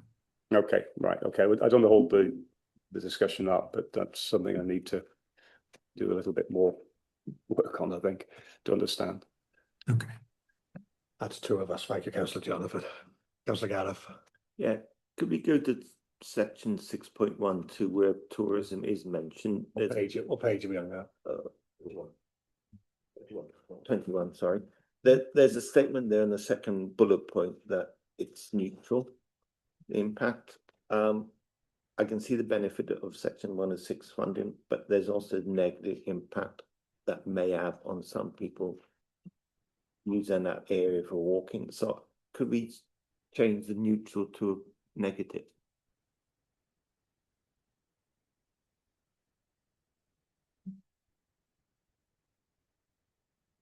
Could you repeat that again, Gareth? On section 6.12. Where it said the first bullet point's around saying there's benefits around section 106 impacts. But the second bullet point then says there's a potential negative impact on people's use of that area. I'm just wondering, should that neutral impact be negative? I know it's minor, but. Julian? I think Sean may come in on that.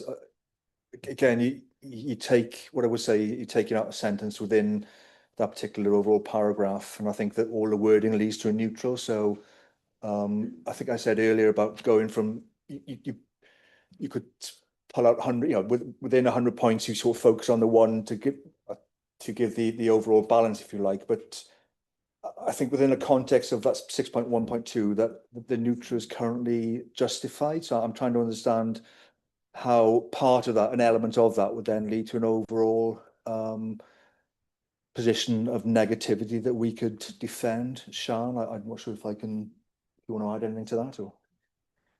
Yes, this is a difficult area, as has been mentioned, in that what we cannot do as rights of way specialists is represent whether individuals will, on balance, want to use a site that has wind turbines on it or not. It is an individual preference matter and therefore not evidence-based, not something that we can represent from that point of view in the report.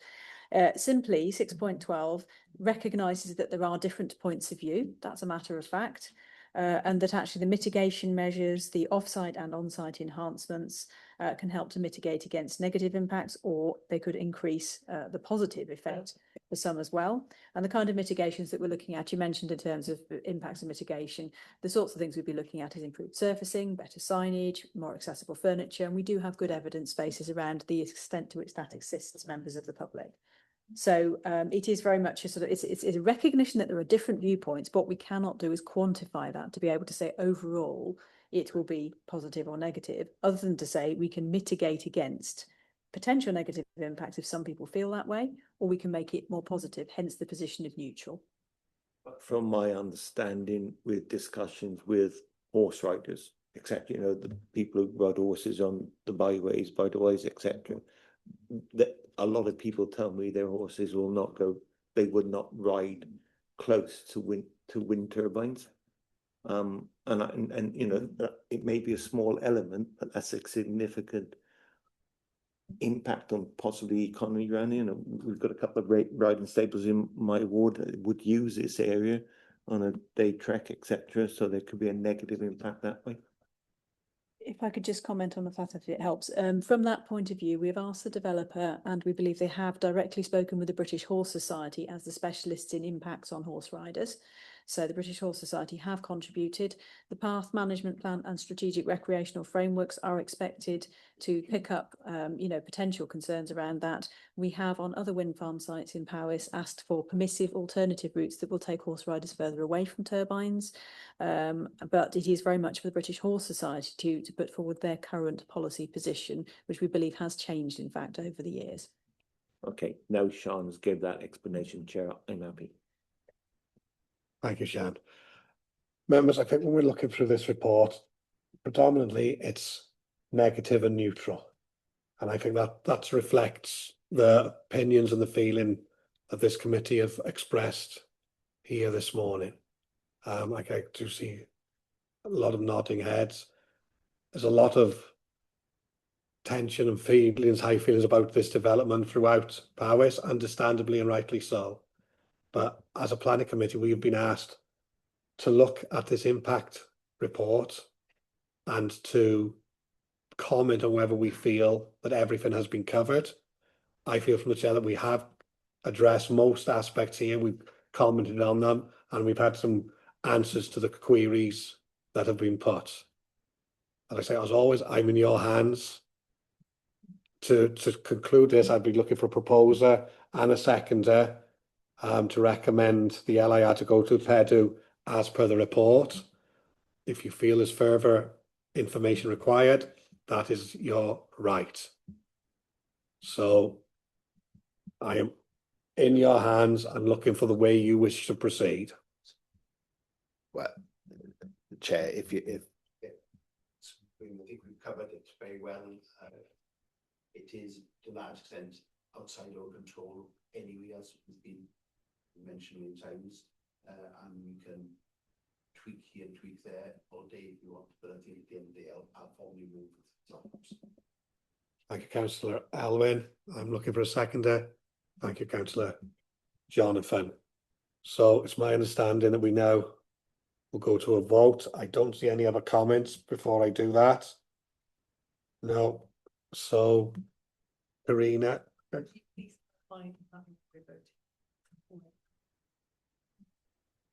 We are voting just a second to approve the local impact report as per what we've discussed now, as per what we've read, that will go forward on behalf as Powys County Council as a consultee, and that PEDU will be using this as evidence when they take this application to decision. Yep. It's in the chat now, members. Thank you. Carry on. Of course, thank you.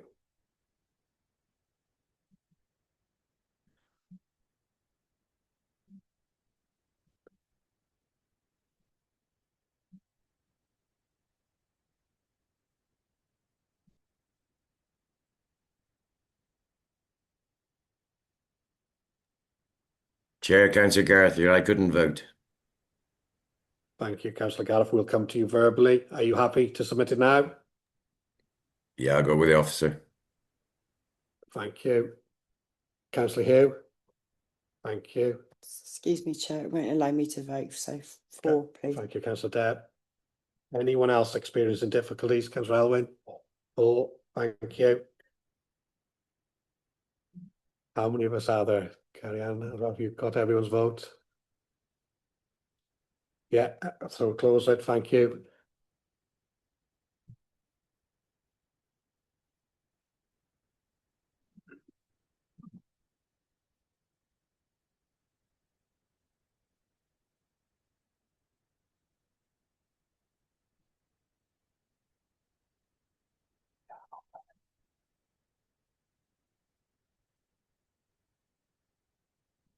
Yep. The results of the vote are 12 for, 0 against, and 1 abstention. Thank you. Just to clarify that 12 for as per officer report and 1 abstention.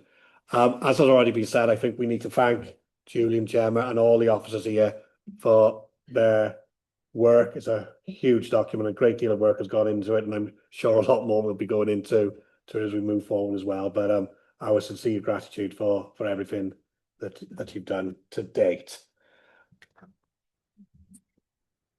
Declare 5 minutes. Right. Members, we have concluded item number 4.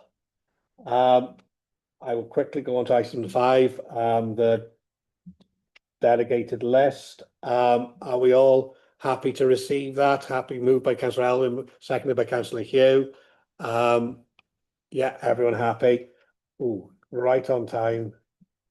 Claire is with us. There's Claire. Yeah, my eyesight isn't as what it was. So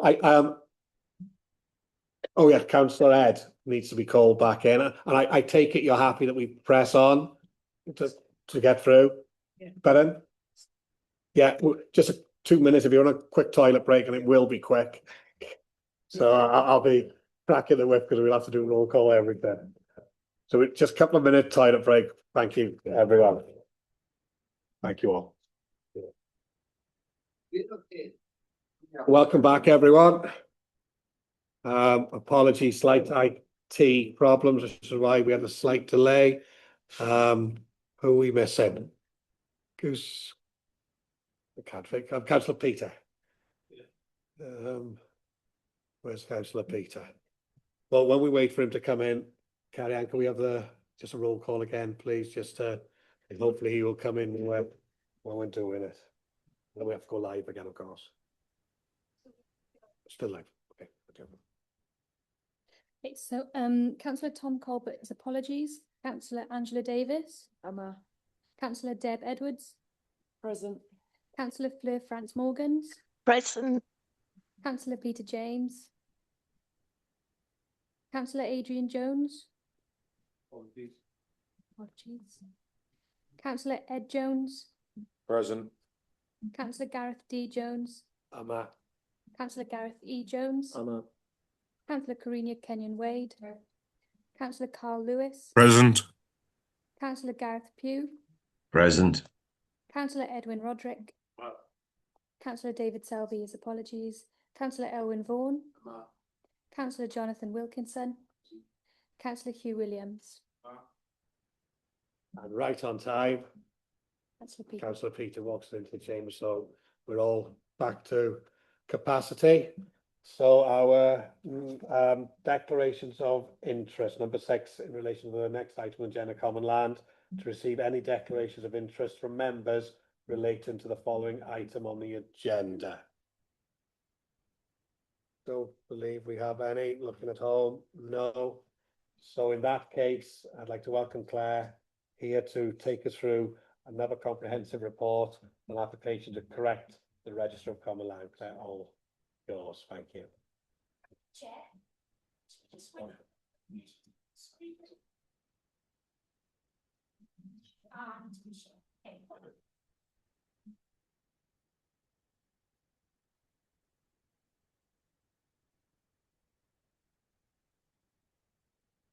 Good afternoon, members. So an application was received by the Commons Registration Authority back in January 2023 for the removal of land as common land under Schedule 2, Paragraph 7 of the Commons Act 2006. It's specifically for 54.08 acres forming part of Register Unit BCL 39 and then 2.09 acres from Register Unit BCL 66. The application form, map and associated documents are found in the appendices to this report.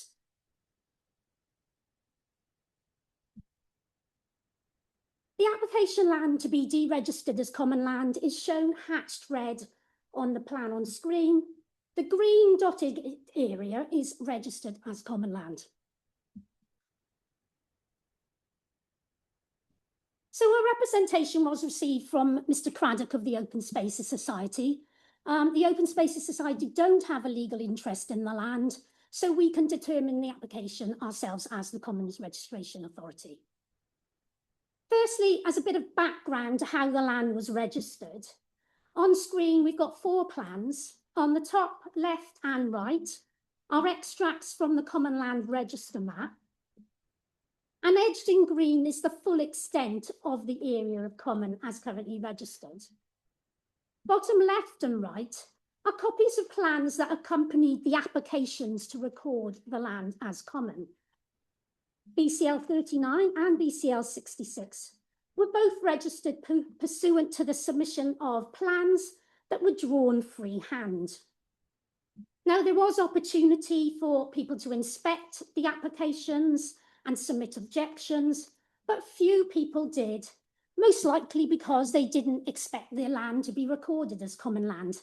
As such, the lack of scrutiny has led to a lot of inaccuracies in the register. Now, there are a number of legal requirements to be met under Schedule 2, Paragraph 7, as set out in the report. It is not sufficient to claim that a mistake has been made. And for an application to be successful, it must meet all of the legislative requirements.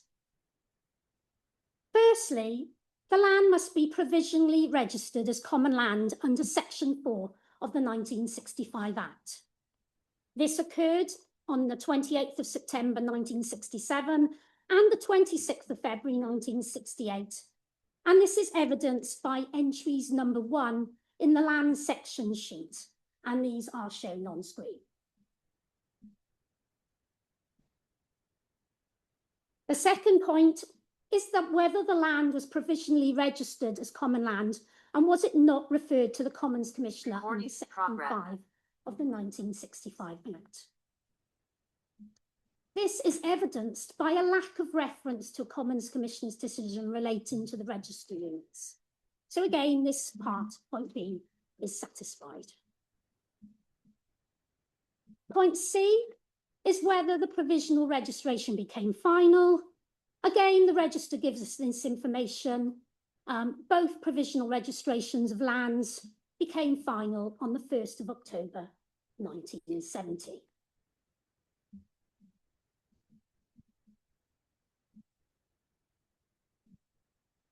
Paragraph 7, subsection D, has 4 points of criteria to satisfy. The first being that immediately before its provisional registration, the land was not land subject to rights of common. Now, rights of common were registered as default as being registered over the whole of CL 39 and 66.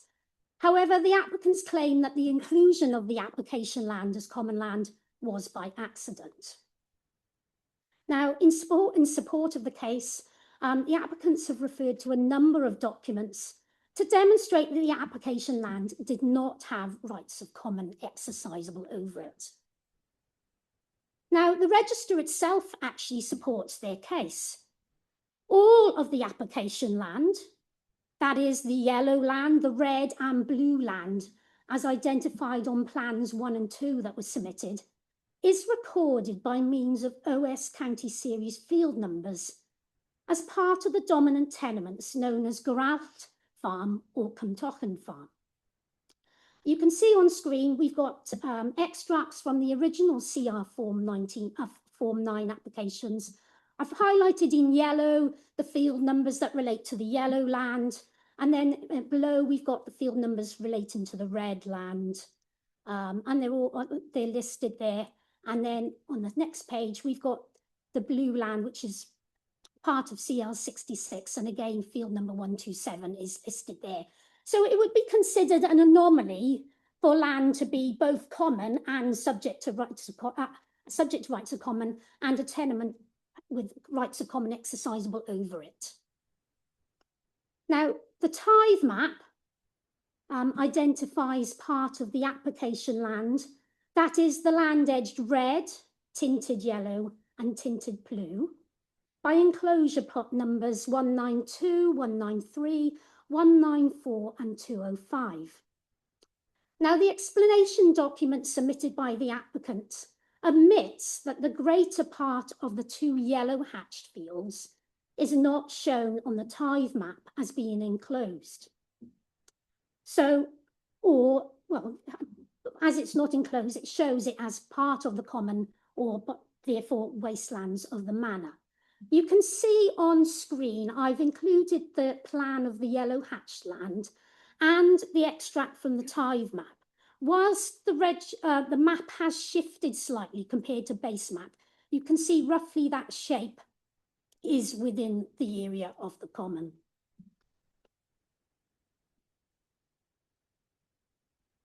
The written apportionment describes the state of cultivation as arable or pasture, and an occupier and landowner is provided.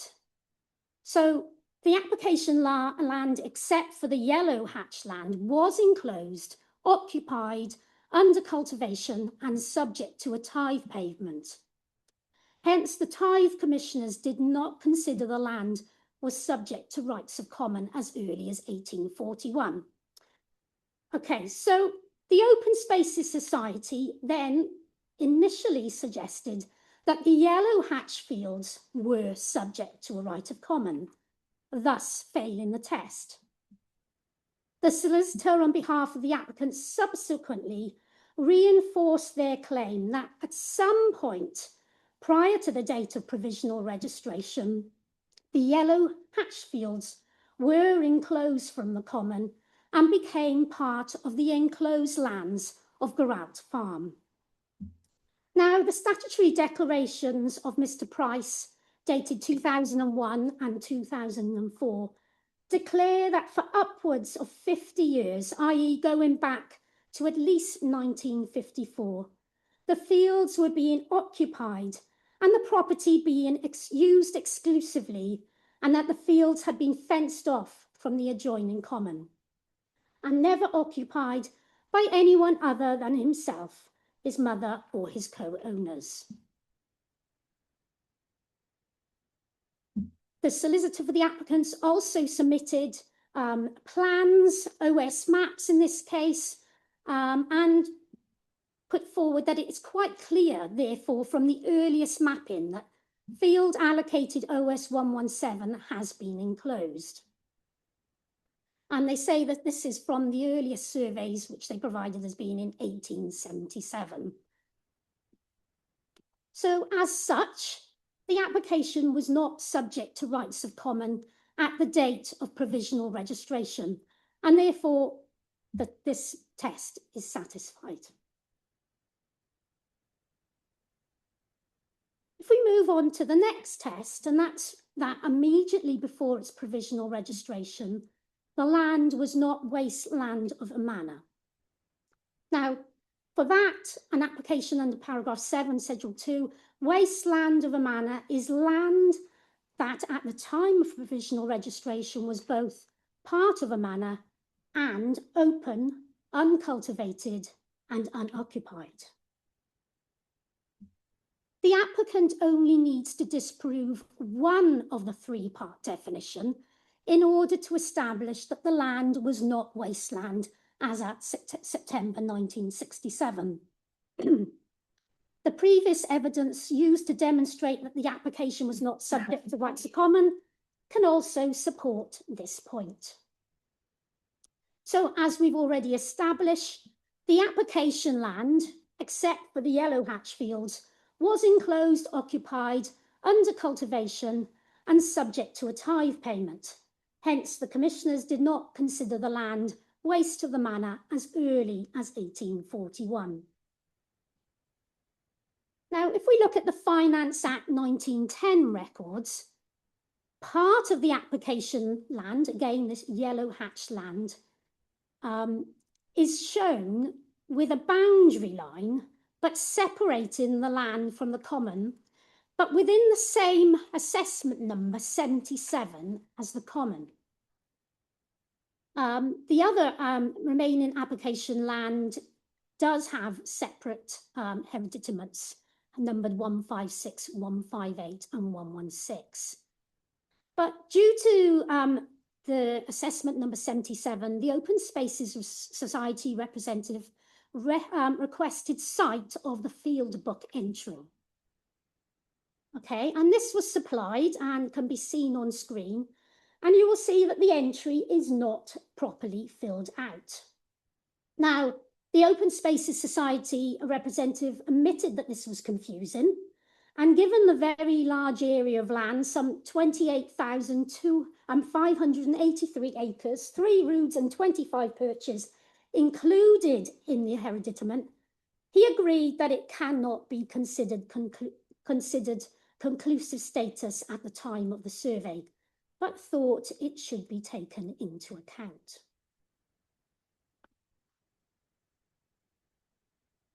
So, as before, the solicitor for the applicants provided counter evidence, including the 6-inch OS map 1880 edition, which again shows that same fence line. The yellow hatch fields are clearly fenced off from the wastelands and cannot therefore be wastelands of the manor. Whilst they may have been included in the assessment 77 and part of that enormous area of land of 28,583 acres, they clearly were not wastelands as long ago as 1880. The applicants put forward that it should be assumed that assessment 77 is in fact a mistake by including those 2 fields because they were not wastelands. They were unenclosed and they were therefore clearly enclosed. Now, copies of the title documents and the previously mentioned statutory declarations provide evidence that the application land was enclosed, cultivated and occupied prior to the 1950s, so not part of a manor. These span the earliest date of provisional registration of these areas of common, which was the 28th of September 1967. So we can now move on to the next criteria, which is whether immediately before its provisional registration, the land was a town or village green within the meaning of the 1965 Act, as originally enacted. So the applicant must be able to demonstrate that at the date of provisional registration, the land was not land allotted by or under any act for the exercise or recreation of the inhabitants or any locality, land on which the inhabitants of any locality have a customary right to indulge in lawful sports and pastimes, and land on which the inhabitants of any locality have indulged in such sports and pastimes as of right for not less than 20 years. Now, no person has put forward any evidence that the land was subject to any customary right to indulge in sports and pastimes, or that they indulge in such sports or pastimes in the 20 years prior to the date of provisional registration. The application land is also not shown in the register of town or village greens. And as highlighted in the statement made by Mr. Bevan, the application lands are pasture and situated in a remote location. Mr. Bevan states, I never at any time saw inhabitants of any locality indulging in any lawful sports and pastimes. I never saw any evidence of inhabitants from any locality entering those fields at the time of provisional registration in 1967 or 1968, or for a 20-year period prior to that. Whilst it's difficult to prove a negative, the absence of any claims of use akin to that of a town or village green leads to the conclusion on the balance of probabilities that this requirement has been met. The final criteria is whether immediately before its provisional registration, the land was of a description specified in Section 11 of the Enclosure Act 1845. Now, Section 11 of the Enclosure Act describes several classes of land that are not true common land, included stinted and regulated pastures. But no evidence has been put forward to suggest that the application lands have ever been a stinted pasture or other land as described in Section 11. As such, I suggest that the criteria is matched for this point as well. Okay, so we can move on in summary.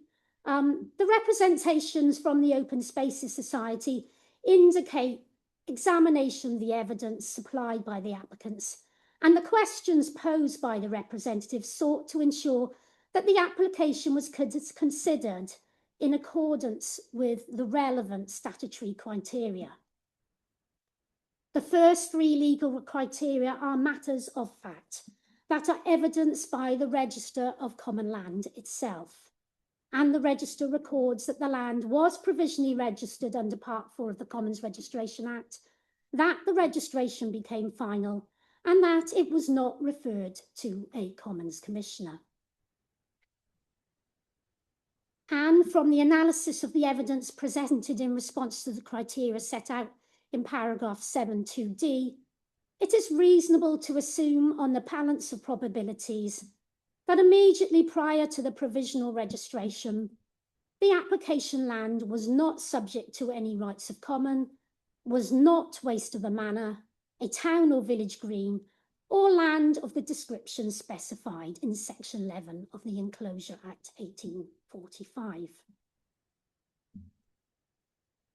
It is therefore considered that this application meets the criteria set out under paragraph 7.2 of Schedule 2 of the Commons Act 2006, and that the land subject to the application was wrongly registered as common land. Chair, I propose to halt there for any questions before we move to the recommendation. Thank you, as always, Claire. Thank you very much. Members, you've heard what Claire has said in the report. Are there any questions? Councillor Edwin and Councillor Elwyn, please. Yeah, diolch yn fawr, Cadeirydd. These lot of the manoships on the commons, I fully recognise they're minefield. When you start going into it, we've experienced something very similar ourselves. The common itself, was it a manorial common?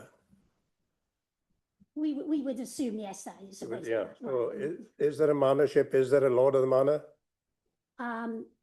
The remaining part of the common, yes, there is a landowner, yes. All right. Okay. So the part that is being claimed back, was there a current ditch around it?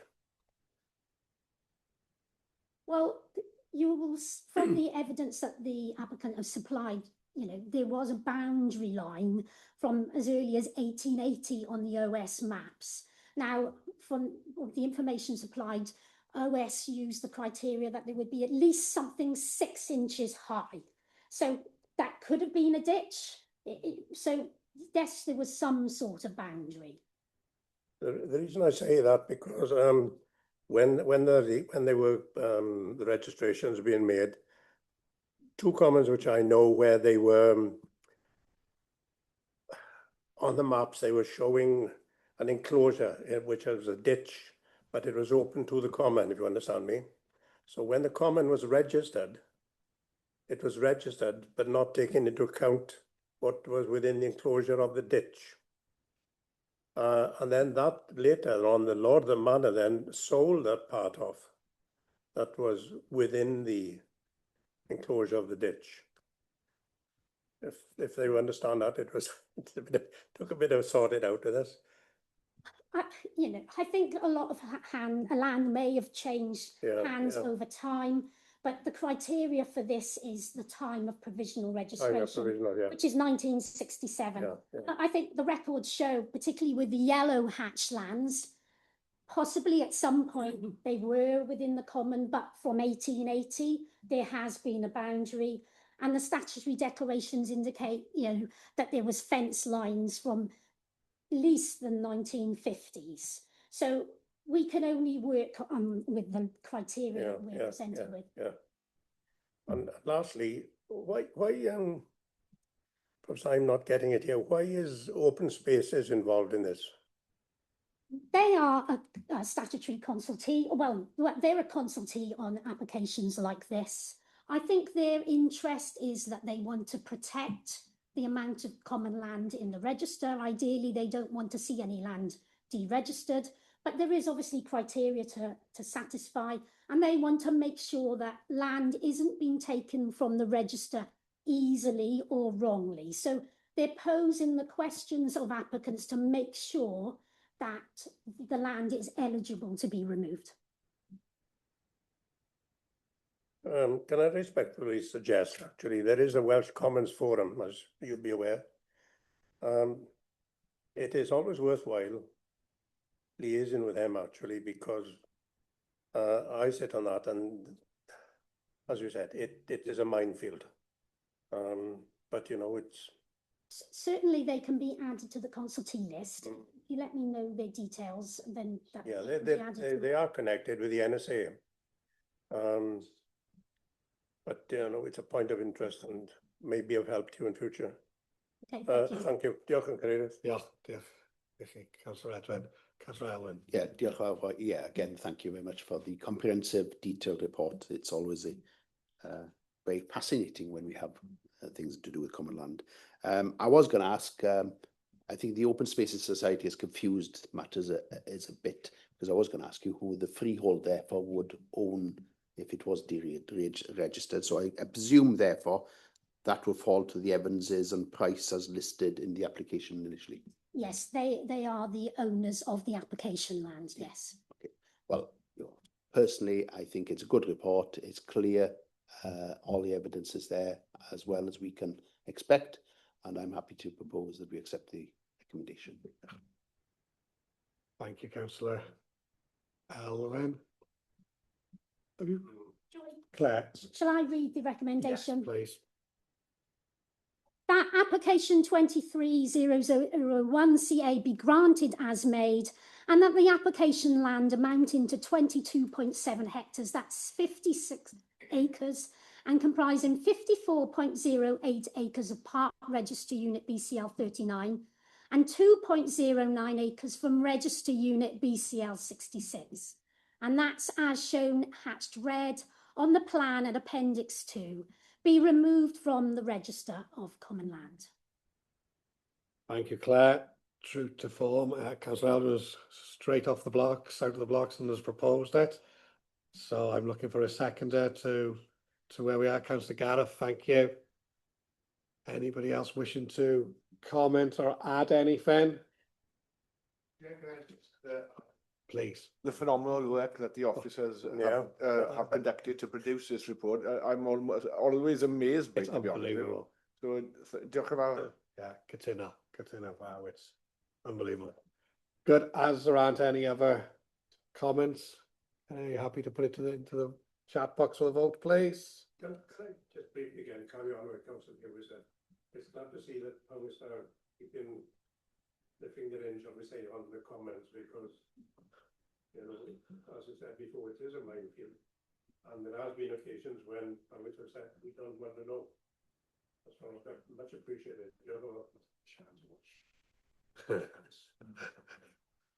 There we go, Matt. Everyone, it's in the chat box now at 12:36. And if you are struggling to vote, please let me know.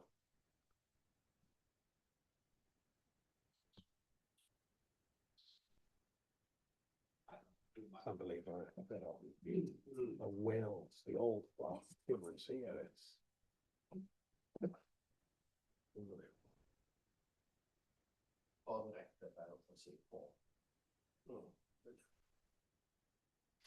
yeah, anyone experiencing difficult? Councillor Elwyn, 4.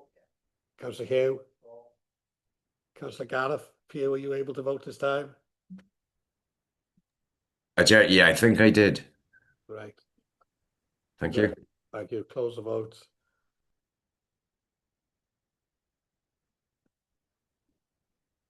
The result is 14 for, none against, and no abstentions. Lovely. Perfect. Thank you very much, everyone. And as I'd like to reiterate our thanks to you, Claire and Jan, for your good work. I believe that concludes our agenda for us today. I'm not quite sure when the next date of the meeting is. Proper March soon be here. So What a lot. Very quite big planning. quite a big, you heard that from Councillor Gareth, Councillor Ed. You heard we've got quite a big agenda for the next meeting on the 12th of March. Can I totally understand when on occasion members can't come? Really understand that the teams is a great way of being able to contribute, but equally I'm really grateful to everyone who's come here today. It does look good, and I'm really grateful. So close the meeting now at 25 to 1. Diolch yn fawr iawn pawb. Thank you.